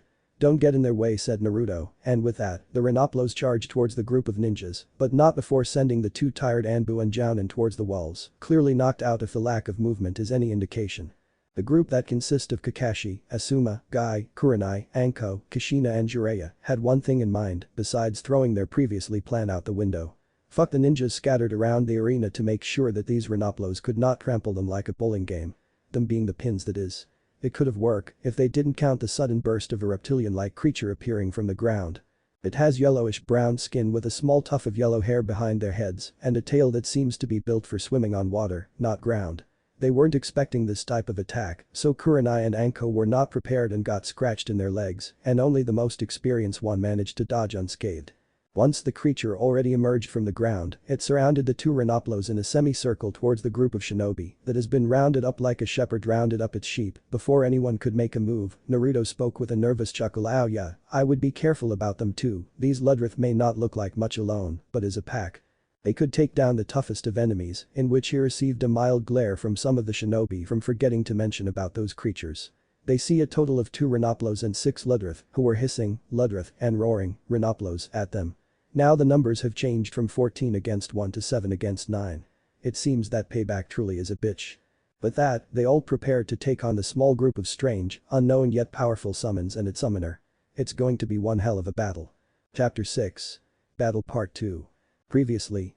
The group that consists of Kakashi, Asuma, Guy, Tenzo, Kurenai, Anko, Kushina and Jiraiya had one thing in mind besides throwing their previously plan out the window. Fuck the ninjas scattered around the arena to make sure that these Renoplos could not trample them like a bowling game. Them being the pins that is. It could have worked if they didn't count the sudden burst of a reptilian-like creature appearing from the ground. It has yellowish-brown skin with a small tuft of yellow hair behind their heads and a tail that seems to be built for swimming on water, not ground. They weren't expecting this type of attack, so Kurenai and Anko were not prepared and got scratched in their legs, and only the most experienced one managed to dodge unscathed. Once the creature already emerged from the ground, it surrounded the 2 Renoplos in a semicircle towards the group of shinobi that has been rounded up like a shepherd rounded up its sheep. Before anyone could make a move, Naruto spoke with a nervous chuckle. "Oh yeah, I would be careful about them too, these Ludrith may not look like much alone, but as a pack. They could take down the toughest of enemies," in which he received a mild glare from some of the shinobi from forgetting to mention about those creatures. They see a total of 2 Renoplos and 6 Ludrith, who were hissing, Ludrith, and roaring, Renoplos, at them. Now the numbers have changed from 14 against 1 to 7 against 9. It seems that payback truly is a bitch. With that, they all prepared to take on the small group of strange, unknown yet powerful summons and its summoner. It's going to be one hell of a battle. Present. We now find the gathered Jounin to begin to panic as their chances of defeating Naruto slimmed down, but that doesn't mean they would go down without a fight. Tenzo, or known as Yamato to his peers, started making hand signs, and within seconds, he called out the technique wood style. 4-pillar prison. A prison-like structure made out of wood started to erupt from the ground, trapping the Renoplos and Naruto inside, whilst the Ludrith all hissed at Tenzo before they dived into the ground and seemingly disappear. Only to re-emerge from the ground a few seconds later in the middle of their group and tackle the surprised Jounins and Sannin. They were about to counter when an explosion and splinters of wood that have been launched towards them halted their movements. They looked to the place where the wooden prison was supposed to hold Naruto for a few minutes, destroyed within seconds. They knew how strong that prison is, and to see it so easily destroyed by the bigger Renoplos is a feat like no other. The distracted Jounin and Sanin were unaware of the danger that is fast approaching them as they had their sights on Naruto and his Renoplos. They were once again attacked from below the ground by a couple of Ludrith which caused them to scatter into groups of two. Kurenai with Anko, Kakashi with Asuma, Guy with Tenzo, and finally Kushina with Jiraiya. The Ludrith have also divided as pairs, two of them are facing Kurenai and Anko, the same goes for Kakashi and Asuma, and Guy and Tenzo. Kushina and Jiraiya wondered why they weren't fighting anything or anyone and was about to ask, but was halted by Naruto saying I'm sure you're wondering where your opponents are, but you'll be fighting me, after all, they always said save the best, for last he finished with a smile as he sat on top of the Renoplos. Wanting to enjoy the show that his summons would provide against the top Jounins of Konohagakure no Sado. Seeing their supposed enemy relax on top of his summon, Jiraiya and Kushina relaxed too and observed the fight that would take place, hoping to learn whatever weakness that they could for the next upcoming fight if they have to fight against the Ludrith. Once Naruto finished sat, the Ludrith charged towards their respective enemies. But Anko and Kurenai. These duos were not having a good time, why? Because it is extremely difficult to fight an enemy when he's a freaking Adonis. They couldn't take their eyes of his body and face, although the mask covered what could have been a face that was sculptured by the very god that they worship, for a few minutes before they have to oogle him, he is just so hot. They screamed in their minds. They couldn't resist the girly urges that they have been able to hold down ever since they were Genins, but right now, they are dodging the lizards of death that call themselves Ludrith and couldn't help but be amazed at how Naruto got 2 contracts. They do not know that the Ludrith and the Renoplos are from one type of contract, since no contract that they have ever heard of could summon different types of animals or creatures. It seems though that the Ludrith are not meant to cause great damage to their bodies, they don't know if they are soft to women, perverts, or are ordered to, but they were glad that they won't end up naked after dodging their sharp scales, fin, claws and teeth. Tired of dodging, Kurenai and Anko started to back away from them to gain some distance and started doing hand signs for a fire jutsu. Once they were done, they called out their technique fire style.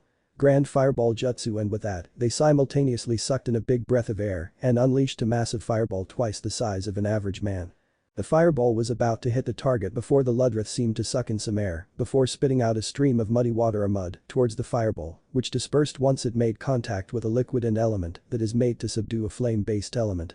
Once the steam has lifted, Anko did another set of hand signs, whilst Kurenai pulled out a few of kunai and shuriken in either hand and launched it at the charging Ludrith.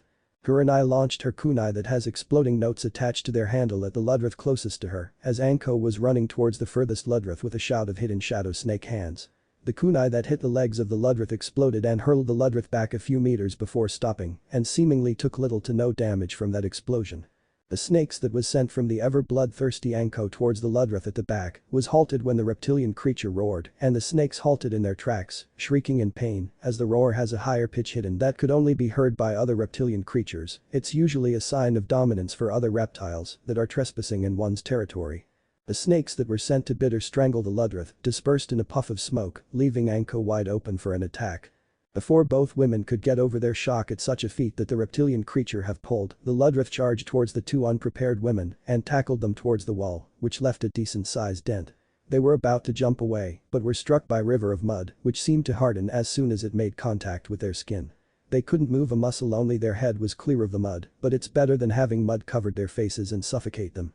Looking towards her left where Anko is located, she spoke, well, this sucks, but we could at least look at the bright side. We always wanted to try one of those mud pools in the spas, and we got one for free. She chuckled at the end of the sentence, followed by Anko, as they relaxed with their eyes closed and wishing to have a cucumber in their eyes, but they decided to watch the rest of the battle, which led them to Kakashi's and Asuma's battle, whilst the Ludrith stood near them, acting as guard so that no one would be able to interfere their relaxing time or letting them escape.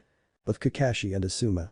Kakashi and Asuma were having a better time than the pair of hot kunoichis, of course they would. One was apprenticed by the Yondaime himself and is the son of the White Fang of Konoha, Haddock Tsukumo, whilst the other is the son of the Sandaime Hokage, the professor or god of shinobi, and was once the daimyo's own personal guard. But just because they have a neat background doesn't mean that they were prepared to fight this type of monster, especially one as unique and unknown as these Ludrith. They have been dodging their attack to figure out what weaknesses these monsters has, and it's getting really tiring. Once they dodged another tackle and slash from the monster, they started their attack. Asuma did some hand signs and said wind style. Dust storm, and unleashed a storm of dust towards the two reptilian creature. While this was happening, Kakashi ran towards the only water source in the arena, which is a small pond a few meters southeast from the center of the circular arena. Once he reached there, Asuma had unleashed his jutsu to blind the two reptiles and did some hand signs with speed that could only be mastered by years and years of training. Once done, he called out water style. Dual water dragon jutsu, and a second later, two huge dragon made out of water emerged from the small pond and rushed towards the two Ludrith, who were caught off guard since they could not see the technique. The technique hit the monsters head-on and launched them towards the wall of the arena, where it stood still for a second before it recovered with a mighty roar. Both the Ludrith sucked in air, as much as their lungs could handle, and unleashed a torrent of muddy water towards Kakashi, who was now surprised to move, since the Ludrith have just recovered the second after being hit by a water dragon of that magnitude. Asuma, seeing his friend still in shock, launched himself towards Kakashi and stood in front of him, whilst he called out the jutsu that he has been preparing after the water jutsu hit the Ludrith, though before Asuma called out the jutsu, he clasped his hands together and pointed it towards his front in the shape of an arrow, and said wind style. Arrow defense. The muddy water hit the arrowhead of wind before the wind split it in two and forced the water to go to either the left or right side of Asuma and Kakashi, who has gotten out of his shock the moment Asuma jumped in front of him and defended him. Good all Konoha teamwork. The Ludrith, seeing their attack be halted or split in this case, didn't let up their relentless assault on the now immobilized Jounins, as they knew if the Jounin in the back jumped up into the sky, one of them, Ludrith, would be able to hit him with a torrent of water in their face and send them spiraling back into the cold, muddy ground that is the arena. A few seconds later, we find Asuma breathing hard and sweat dripping off of his forehead from blocking an attack of such force and pressure for a long, in the ninja world, a second is long enough to turn the tides of war proven fact, period of time. Kakashi, seeing his friend straining under the pressure, decided to unravel his Sharingan and was shocked, for about the 100th time that day, to find out that the attack did not use any chakra at all. These things are monsters. He thought. If only he knew. He pushed those disturbing thoughts out of his mind as he began to make three hand signs for his signature move. He gathered the amount of chakra and unleashed it.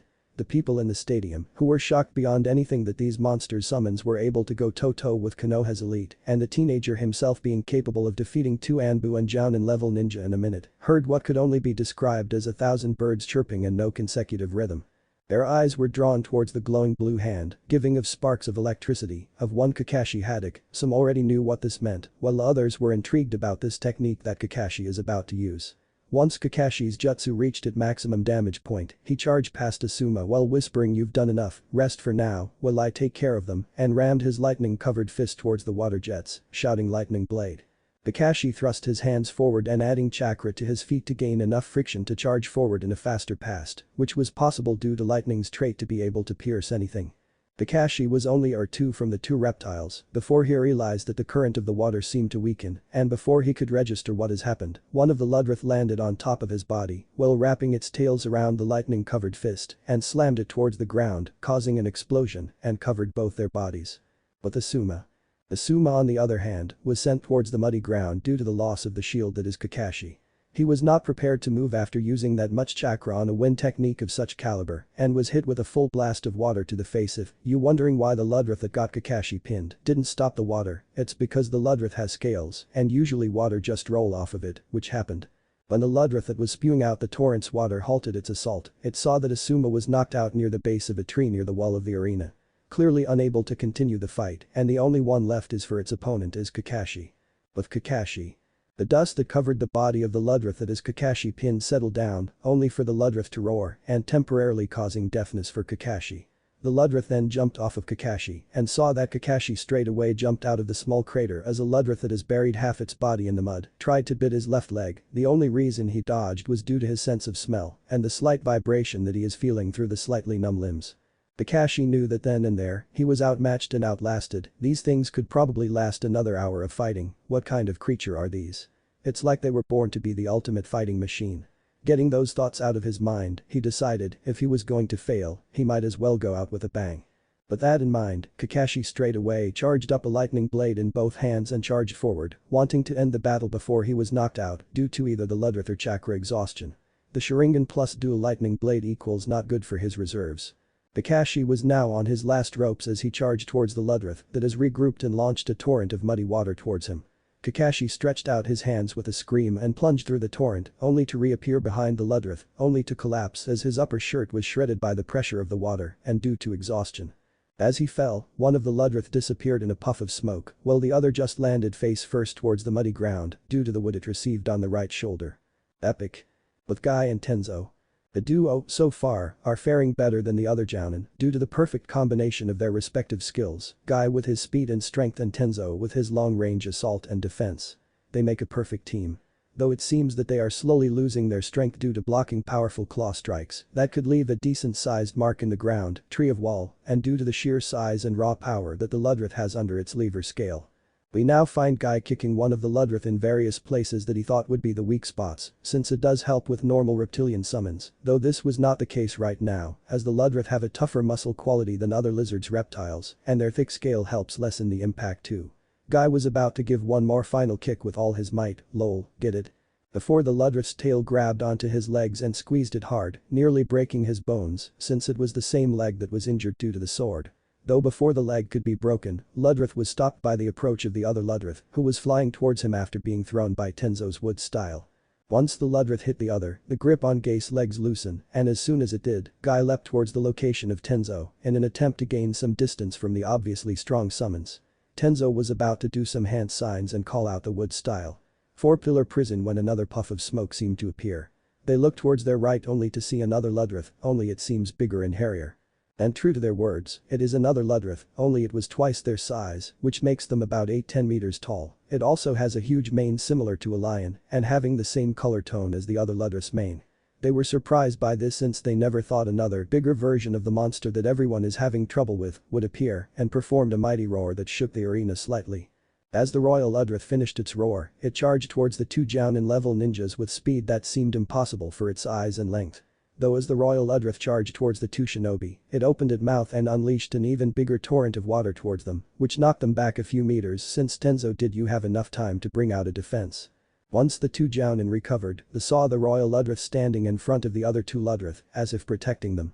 Guy, wanting to finish this, removed his weights and opened the first three gates and charged towards the Royal Ludrith, only to be halted by the other two Ludrith that has recovered under the impression of proving to their Ludrith leader that they are worthy of being part of the royal guard and elites of the Ludrith clan.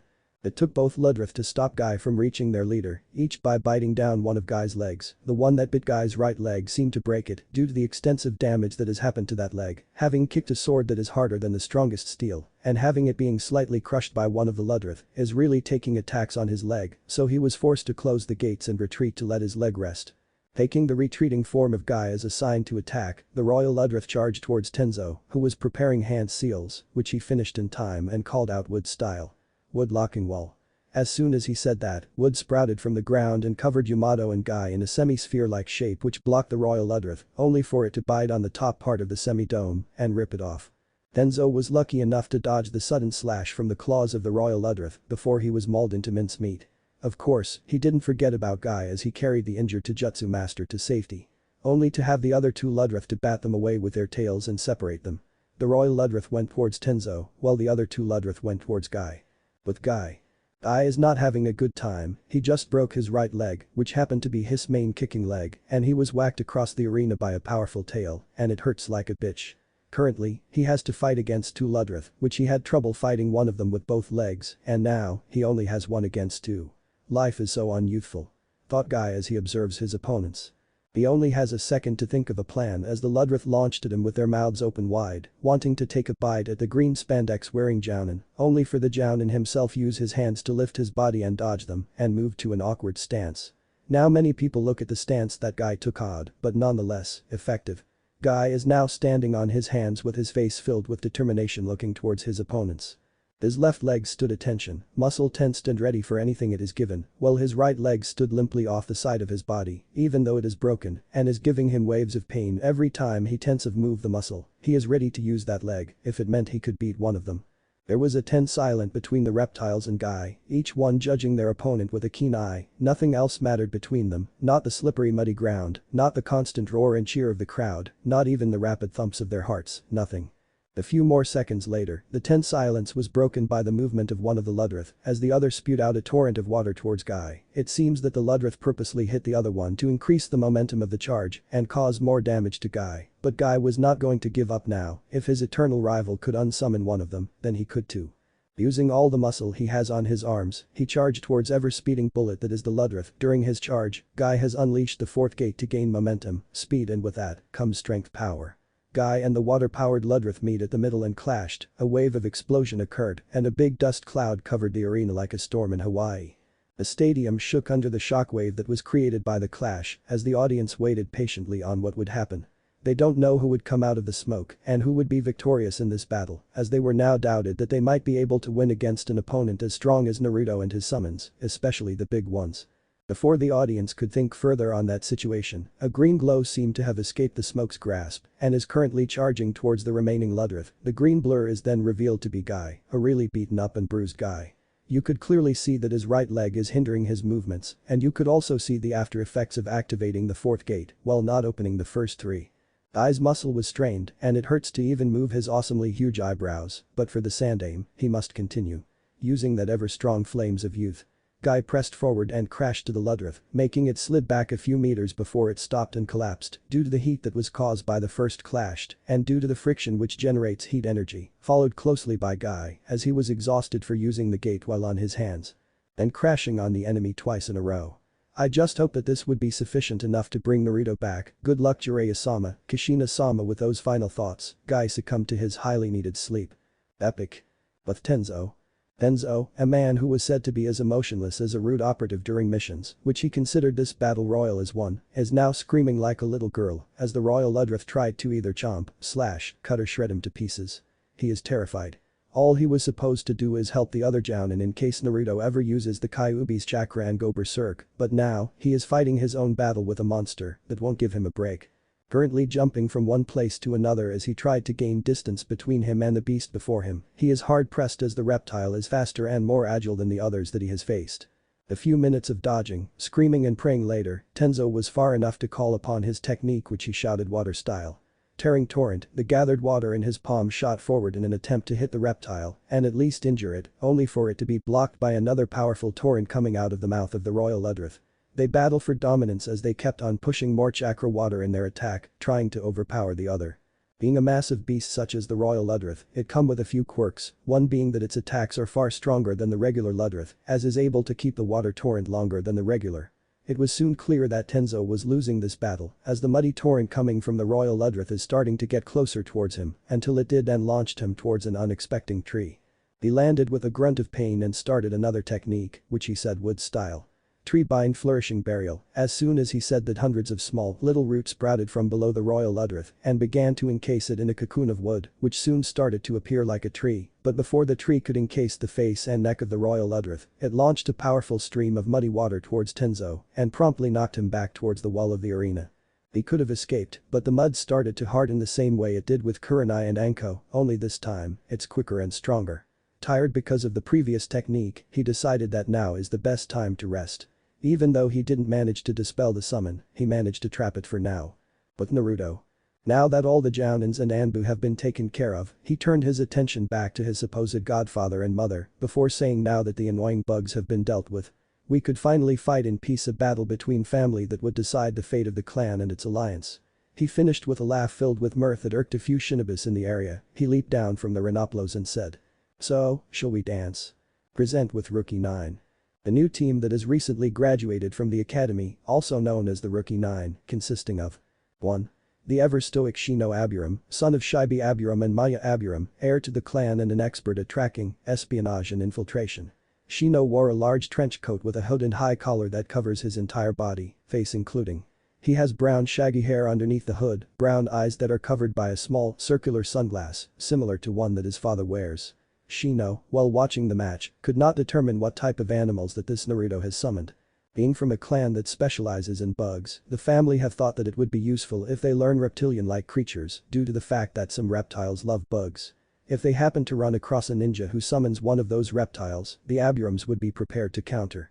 But right now, here any Aburam could not place the type of reptile that Naruto has summoned, and the name Ludrith seems foreign to their tongue. Deciding to let those train of thoughts go for now, he decided to observe this Naruto and break down his battle tactics that so far he sit there patiently waiting for when the blonde would attack. 2. The Rookie 9 also consists of Hinata Hyuga, daughter of Hiashi Hyuga and Hitomi Hyuga, and also heir of the ever-prestigious Hyuga clan. She is also a part of the Ice Queens of Konoha due to her cruel way of rejecting males that ever ask her out or even assisted her on something that she doesn't need assistance in. She also has the tendency to jiunken anyone who tries to show off their strengths in front of her, which only serves to annoy her to no end. She wears the traditional battle kimono for a hyuga, which is mainly white in color. She has an unemotional look in her face, or it could also be as an arrogant that is ever present in the faces of the clan. Though if one were to look closely, they would see a small amount of discomfort in her face, and that is due to her thoughts. Her thoughts. Father has always taught me that power is everything in the clan. Right now, I see a man a teenager my age, with power to be able to beat 6 Konoha elites, and what's more is that he hasn't revealed anything about that sword of his. Does this mean he is the one? That power, it's driving me crazy, I want it and I want him. Having that type of power and man beside me, it's giving me dirty thoughts. 3. Kiba and Yazuka, also part of the Rookie 9, have always said his lust-filled pheromone-controlled eyes at Hinata Hyuga, probably the only one who is either brave enough or stupid enough to confront her after the first Jiunken strike. Let's just go with the later. Also son of Tsume and Yazuka and some unknown in Yazuka who has raped Tsume due to pheromones and urges when she was just a chunin, and also the heir to the Inyazuka clan. Though it is being debated by the Inyazuka elders on who would be the next clan head, Hana Inyazuka, the true daughter of the previous clan head before he died in battle, or Kiba, though the votes seem to go to Hana. Right now, Kiba has smelled a sweet vanilla-like scent mixed with honey coming from Hinata and knew exactly what it meant since he has smelled it once in his life and asked his mother about it. He shifted his head to look at her and saw her looking at this Naruto figure. He growled in anger and jealousy. He wanted that Hyuga bitch. He wanted her since they started the academy, and for years he has tried to get her attention, and now, this no-named loser just appeared out of nowhere, challenged the Sannin and Konoha's elite, and took the heart of Hinata Hyuga in an instance. That made him angry. It is obvious by the way he have those thoughts that he is not very smart and well informed about the current situation of the no-named loser. He has observed the figure since he started to summon those monsters in hell. He was really surprised that every time they roar, Akamaru and some of the canines in the vicinity whimpered in submission. There is something off about that loser, and he wants to find out what. If he could get the secret for attracting Hinata from him, then that bitch, Hinata, and any other bitch in the village would be mine, he thought with a cruel smirk adoring his face. For now, he would ignore Akamaru's constant whimpering, seeing it as a sign of weakness, when in fact it's a sign of accepting that stranger down in the arena is the alpha of all alpha, and continued to observe the loser. To clear things up, Tsume was married to Hana's father due to an arranged marriage when she was little, but they know each other. Though Hana's father died during battle when Hana was just a pup and Tsume was instantly promoted to Jounin so that she could take the head chair or alpha chair in this case. But sometime before she was promoted, she was raped by a sex-crazed Inyazuka after she had an A-ranked mission and after tucking Hana to bed, which left her exhausted due to the fact that Inyazuka pups are energetic and it will take a while for them to get tired, then you know the rest. Even though Kiba was the byproduct of rape, Tsume still gave birth to him etc. 4. Next on the line was none other than Konoha's next top strategists. Someone should make a show of that lol. Shikamaru Nara, son of Konoha's current top strategist, and most probably also known as Konoha's laziest strategist, Shikaku Nara and Yoshino Nara. He is also the heir to the Nara clan and is wearing a long-sleeved shirt that is only slightly bigger for better movement, the usual shinobi pants with tape going over his right thigh, and a vest similar to a chunin vest draped over the shirt. He is currently observing the blonde for what seemed to be the 100th time. He just couldn't figure the guy out. He is so unpredictable that it's not even funny. The way he moves, it's like he's holding back, he doesn't waste a move, doesn't let his guard down, even though he is watching his summons battle, and his eyes, his red amber eyes shows experience, not with ninjas, but with something bigger, more vicious and definitely more deadly. Sighing to himself and thinking that this blonde is probably the most troublesome person in the nation and would be even more troublesome in the future, he waited until he actually fights Jiraiya-sama and Kushina-sama before he could gauge his skill as an individual. But judging by the strength of his summons, he must be really strong.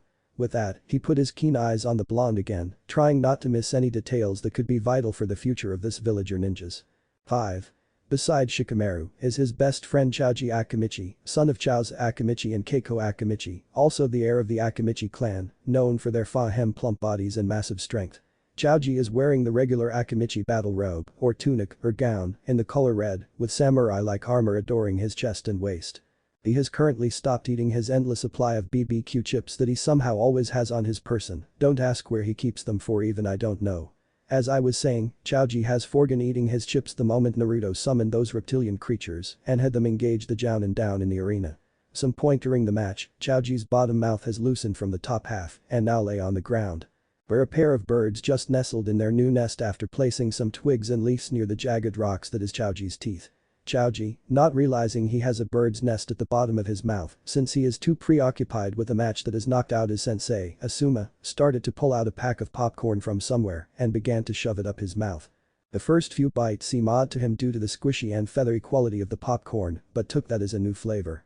During all this, he and the others completely missed the sounds of the panicking birds and the sound of crushing bone as they were chewed to death by the Akimichi.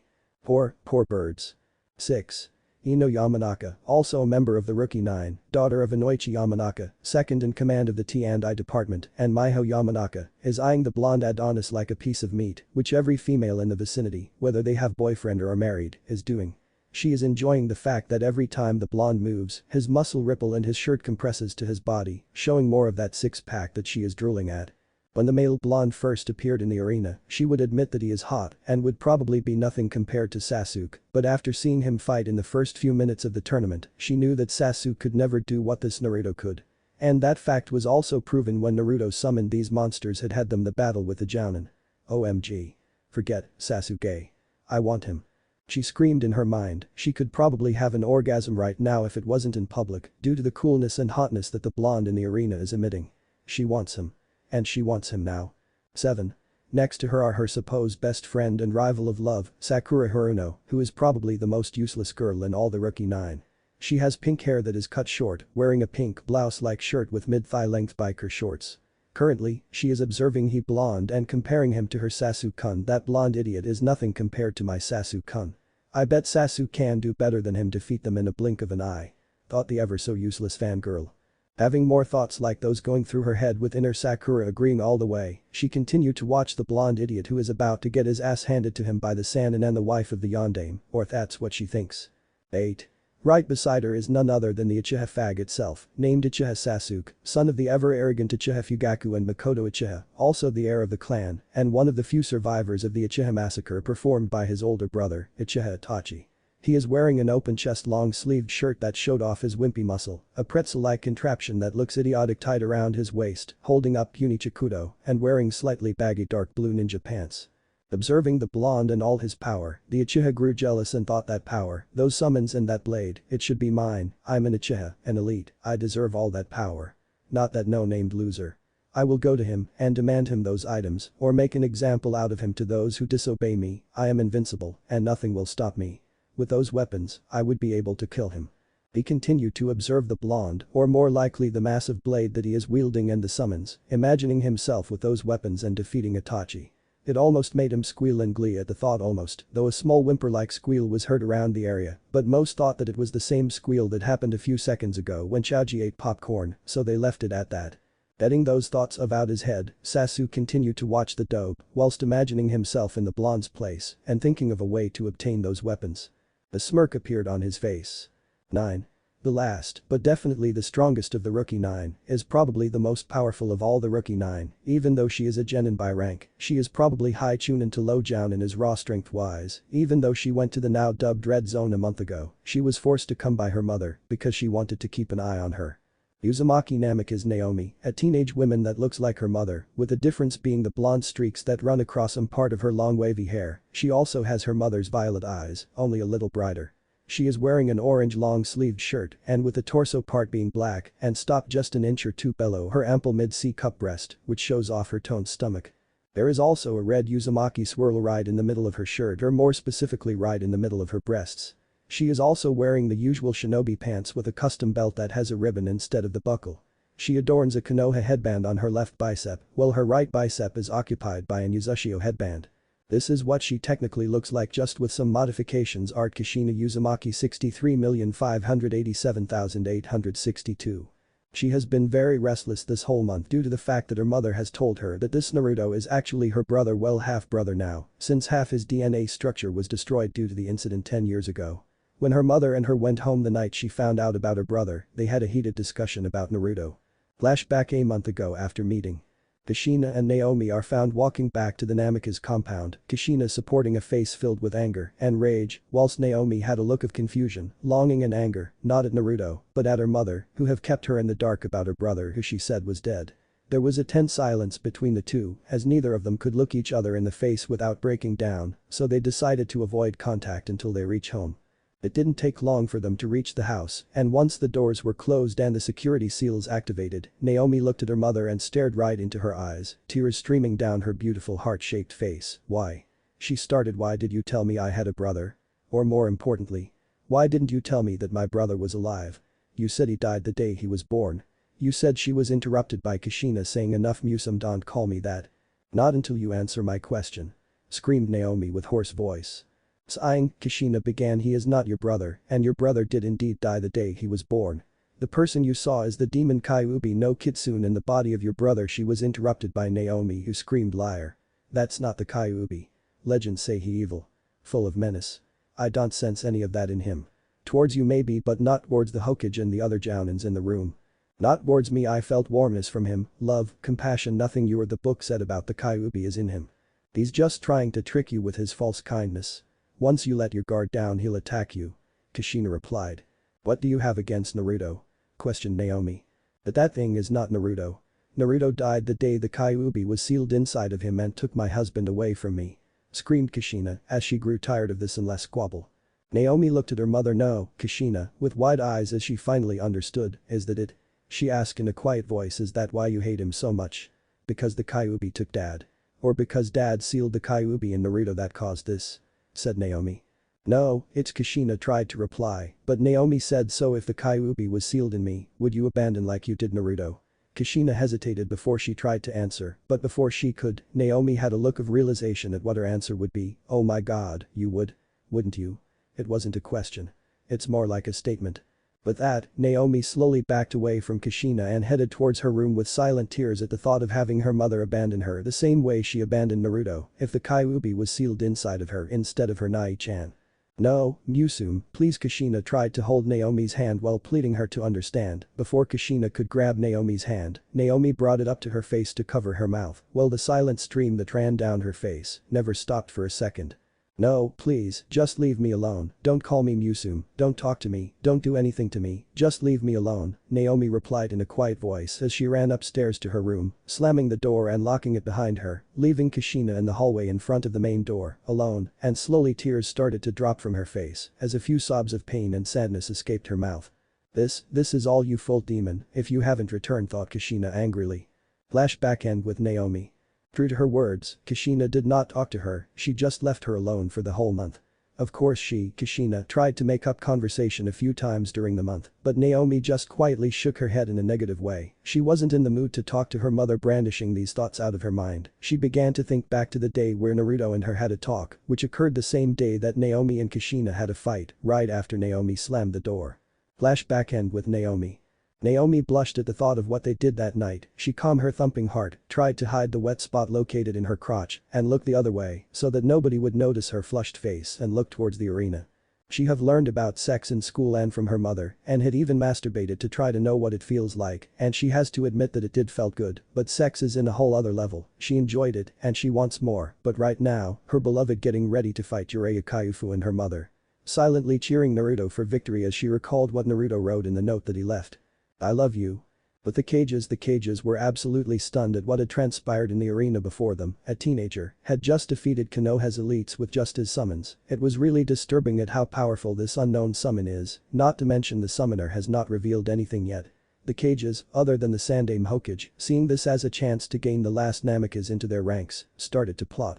The Raikage. Such power, and at such a young age, I must have him in the ranks. I should arrange an arranged marriage between some of the ninjas in the village, or let him choose, thought Anuki Thitsuchikage. He is definitely Minato's boy, that power. I wonder if I still have that scroll with the documents for his and Kuretsuchi engagement. It was supposed to be the symbol that would stop the hatred between either villages that Minato devised behind the council's back. Maybe I could use that to gain his alliance. Thought Anuki. I wonder if he's into the feisty and tomboyish type, he thought as an afterthought, thinking of Kuretsuchi and her tomboyish attitude. Mei Terumi, the Mizukage. I can't believe it. He's alive. After all these years. He's really alive though. May in happiness for you. See, the Namikas and Terumi clan were quite close with each other, and Minato, the previous clan head of the Namikas clan, had arranged a marriage between his soon-to-be-born son, Namikas Uzumaki Naruto, with the daughter of the clan head of the Terumi clan, to bring the clan to a closer relationship with each other and giving Konoha another ally. Though the Kyuubi attacked Konoha and the Terumi clan heard that Namikaze Minato died in battle, along with his son. After that day, the clan did not send any more messages to Konoha, for they see no point. But now, the son of Minato is alive and well, judging from the six packs and strength. I hope he likes redheads, thought Mei. Tsubaku no Furio, the Kazukiage. Hahaha, he is definitely your son Minato, he has your skills. I wonder, having him and Suna would boost our standings in the nation. We could finally gain more supporters and funding from the daimyo if this was to happen. I must get that boy, I wonder if he's into blondes. Thought Furio. But the daimyos. The daimyos were discussing what would be the fate of the Namikaze heir. They were discussing on who get to keep him when he wins the tournament. It's actually quite obvious on who was going to win, especially if the blonde could summon other monsters the same size as that royal Ludrith, not that they knew the name, or that he could summon something as big as a quarter of Konoha, and that's really big. They were having a heated argument, each daimyo giving legitimate reason on why they should have the Namikaze heir, but before they could declare war on each other, and before the Iwood daimyo could insult the size of the fire daimyo's wife, they heard Naruto say, in a soft yet clear voice. So, shall we dance? Present. With that, Jiraiya and Kushina went into their respective fighting stance, whilst Naruto just stood on top of the Renoplos and put his battle face on, which is technically a glare, something he learned when he was a kid that intimidation helps bring foes down. A tense silence followed by, not one being made a noise, even the still struggling royal Ludrith is completely still as he observed the master's opponent. A second later, Naruto and Kushina blurred from view and they collided in the a few meters from their original position, their swords stopped in mid-swing in front of their face, sending small shockwaves that lifted the dust and pebble near the area, whilst Jiraiya bit his thumb and summoned two wrestling frogs, both were the color red with blue, uneven dot-like characteristics across their body, wearing samurai-like armor. Both frogs knew what to do as they hopped and jumped on top of the Renoplos and began to pound it with their webbed hands. The Renoplos, already knowing that the bone-like padding would protect it from any harm, decided to run around to get Toadzuv off their back, ramming into the walls ever so often and creating small earthquake every time. Poor wall. Naruto and Kushina was locked in mid-swing, both not gaining any ground against each other. Of course, Kushina knew that Naruto is not using his full strength since she has experienced it during the red zone a month ago. Just Naruto was about to push forward. He was forced to jump back as Jiraiya came down with a Rasengan in his right hand, creating a crater where he once stood, dust and debris lifted, creating a dust cloud around Jiraiya and Kushina. Inside the dust cloud. Kushina started Jiraiya, I will engage Naruto to an all-out battle, I will tire him out, even if it cost myself in the battle. Once he's tired, you are to engage him with them, okay? Surprise him and catch him off guard, if playing dirty is the only way to get him to stay in the village, then playing dirty we shall. Kushina only nodded her head as she understood what he is implying to, though her reason is not because she wants the demon to stay, she wants to beat the living shit out of him for taking her husband away from her. Jiraiya, waiting for the dust cloud to settle, started to charge up another Rasengan to help it disperse. Outside a vortex of dust. The audience did not know what is transpiring inside the cloud of dust, and before someone could complain that it was too boring, the dust started to move in a vortex-like pattern before it all gathered in the center of Jiraiya's hand, which shows that he is holding a Rasengan. Jiraiya, not knowing what is happening outside of the dust cloud, closed his eyes in a dramatic way and said, Naruto. This is for your own good. I will fight you to the best of my abilities. Knowing that my sensei and everybody in this village that care about you is backing me with this. I will make sure that you remain in the village. So here, I go. Rasengan, where'd he go? Said a confused Jiraiya as he finally opened his eyes when he was about to charge at the blonde with a super awesome dust-powered Rasengan, only to find that the blonde is nowhere in sight. Everybody in the arena, young and old, sweat dropped at the epic fail that just transpired before their eyes. Jiraiya of the Sannin, the strongest of the three, just said a heartfelt speech in a dramatic fashion to a person that he wants to bring back, only to realize that said person is nowhere to be seen. That brought up another question, where is he? Everybody searched far and wide, high and low, but did not find the blonde. Jiraiya, having a sense of deja vu, looked left, nothing, right, nope there too, up, no, he should have landed by now, behind, I only see Kushina-chan. That's when he realized, he looked down, and just as he guessed it, there he was, crouched low, hiding inside his shadow, amazing, hiding right under my nose, literally, without me detecting him, before Jiraiya knew what had happened. Naruto sent a hard uppercut with his elbow and flung Jiraiya into the air. While Jiraiya was still airborne, Naruto grabbed hold of his blade and swung it at a horizontal arc towards Kushina, who by now realized where he was and was fast enough to bring her swords up to a blocking position, but not before reinforcing it with her unique chakra so that it would, at least, not break the sword in half. Once the blades touched each other, Kushina was flung to the other end of the arena since she forgot to put chakra to her feet as she was concentrating it on her sword.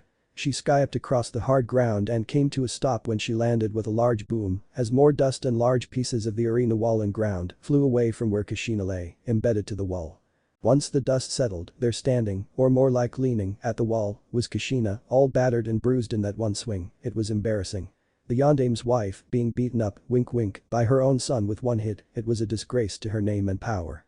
Naruto was about to charge at his so-called mother when Jiraiya landed in front of him and engaged him with a flurry of punches and kicks, though being the close-quarter specialist that Naruto is, he managed to dodge, redirect and block all attacks. The experienced and old ninjas in the audience knew that Jiraiya is buying time for Kushina to recover after that powerful hit and knew that he doesn't have to hold on for long since Kushina is part of the Uzumaki clan and for those who knew who they are, they have high healing rate. A few minutes later, Kushina was able to stand on her own 2 feet. Jiraiya, noticing this, jumped back, dodging the massive blade as it almost cut him in half. The chuckle escaped Naruto's lips before a smirk adorned his face and said, "Come on, I really wanted to face you both, I came all the way here for this."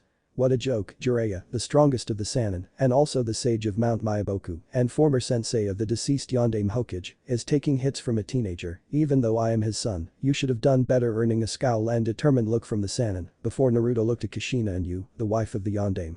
Konoha's Red Death, said to be a master of swordsmanship, couldn't handle a single attack by her own son. I don't know what dad saw in you, stated Naruto. That was it.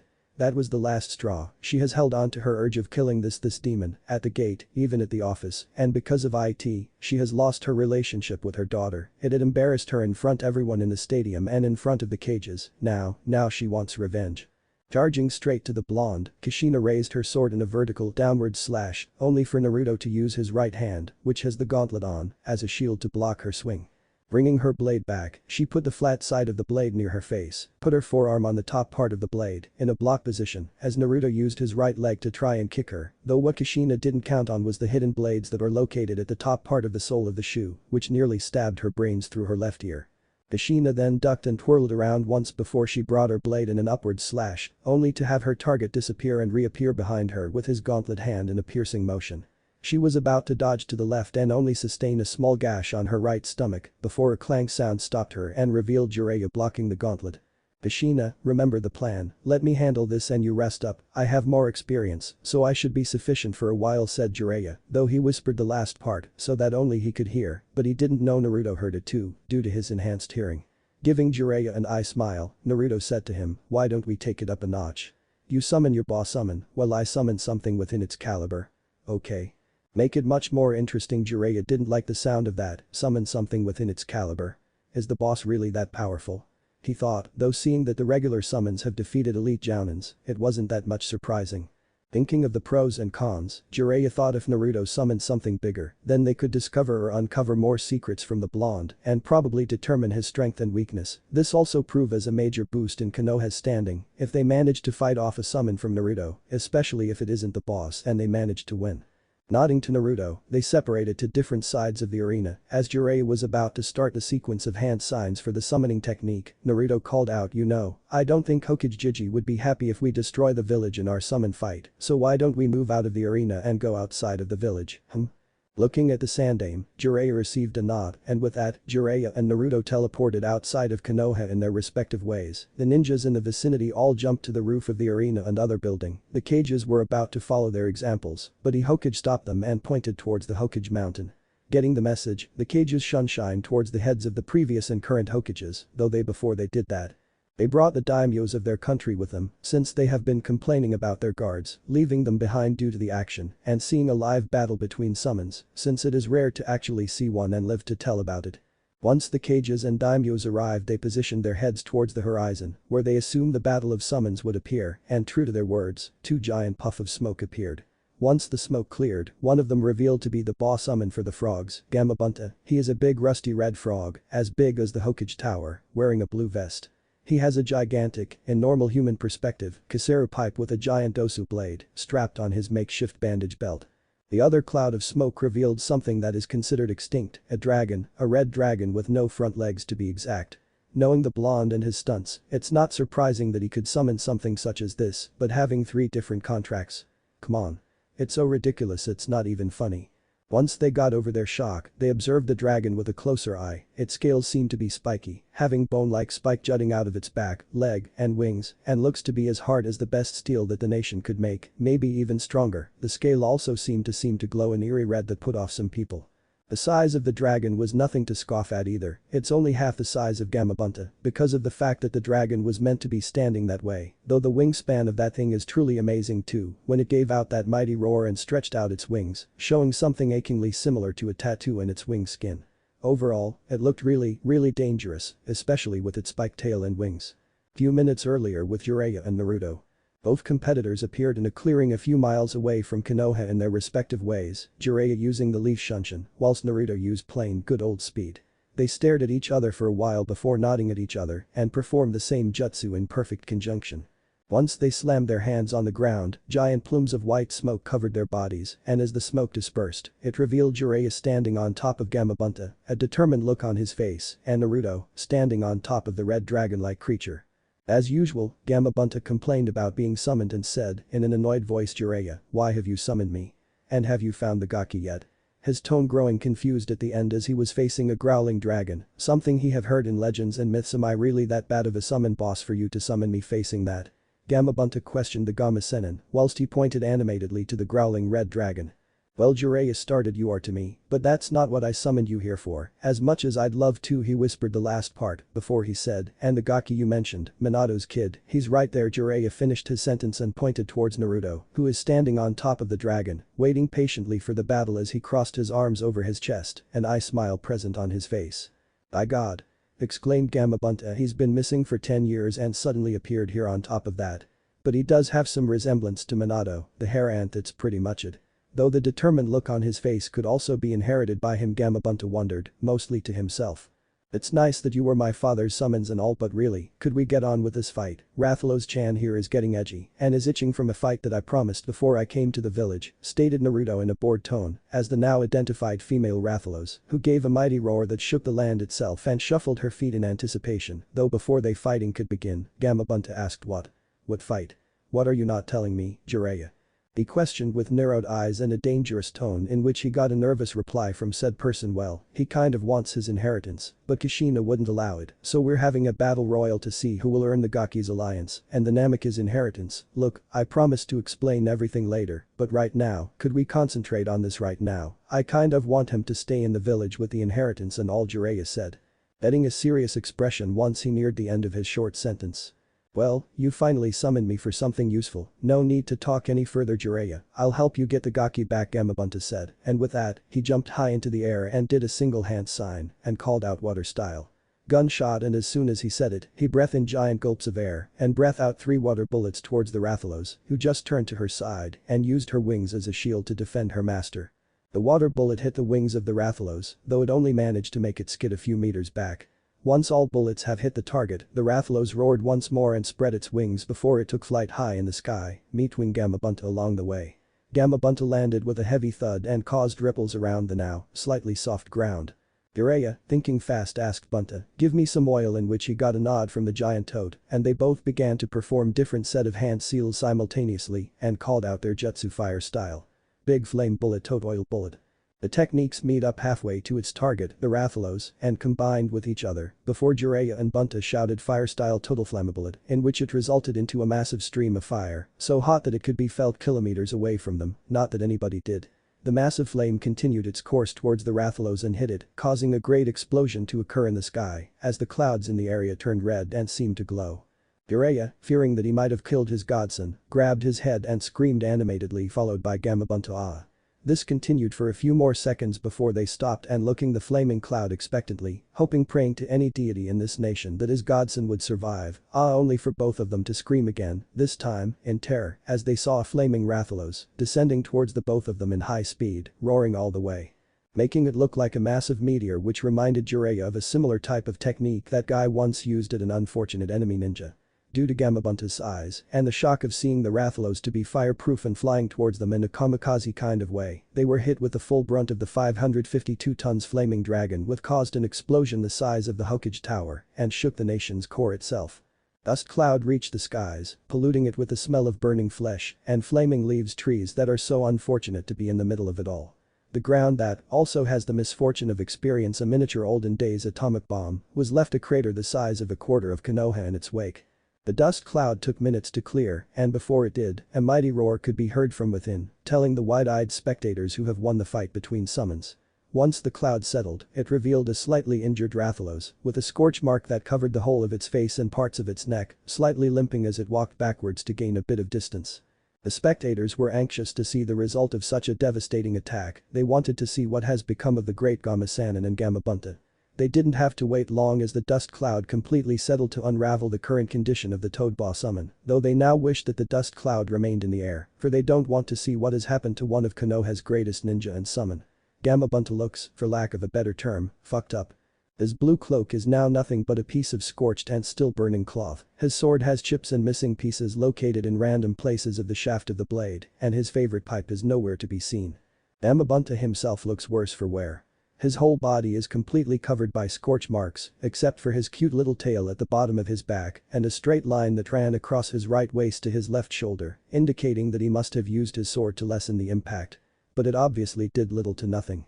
Everybody that was watching were either busy gawking or picking up their jaws that managed to dig itself 2 meters underground, could not believe that something like this could happen, such power, and to someone so young, who most of them have bullied, glared, throw rocks at, and even starved. Some were scared shitless. They have probably tortured the world's strongest being when he was nothing but a defenseless kid, but now, he's that.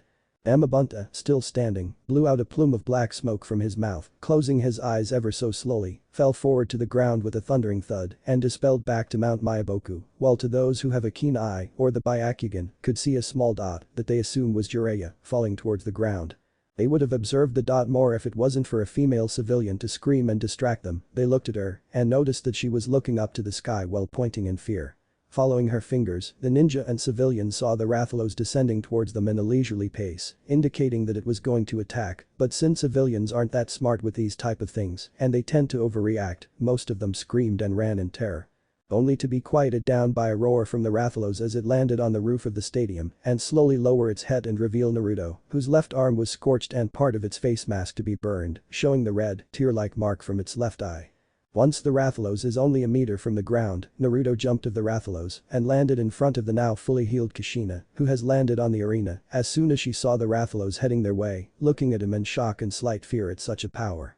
The Rathalos, seeing her master safely on the ground, rose to its full height, spread its wings, and gave off a final mighty roar as it dispersed into a plume of white smoke.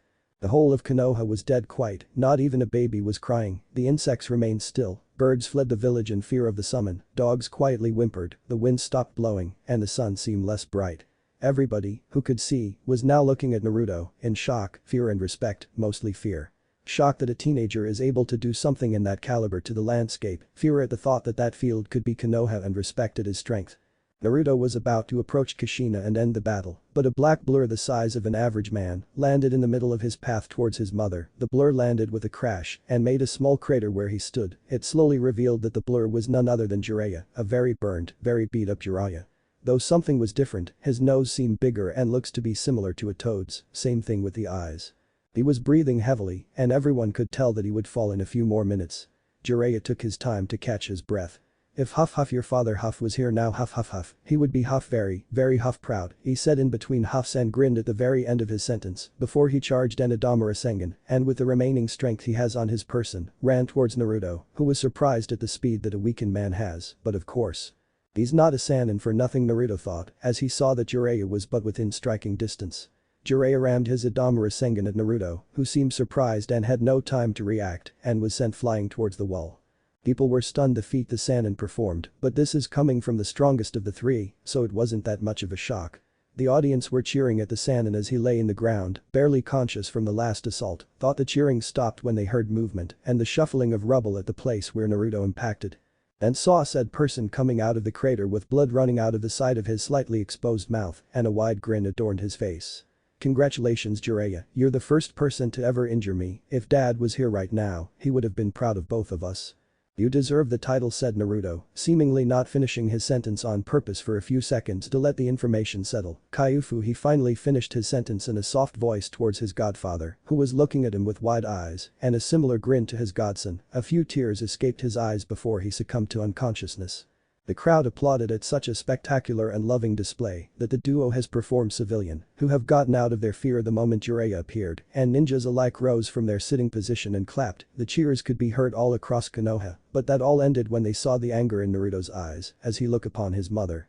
Now everyone quieted down, and the atmosphere in Konoha returned to its previous one. Everybody is sitting at the edge of their seats, wishing that it was longer so that they wouldn't have to fall every few minutes. Naruto and Kushina are now in a stare down, one of them having legitimate reason to have each other, while the other has her own personal reason that no one understands.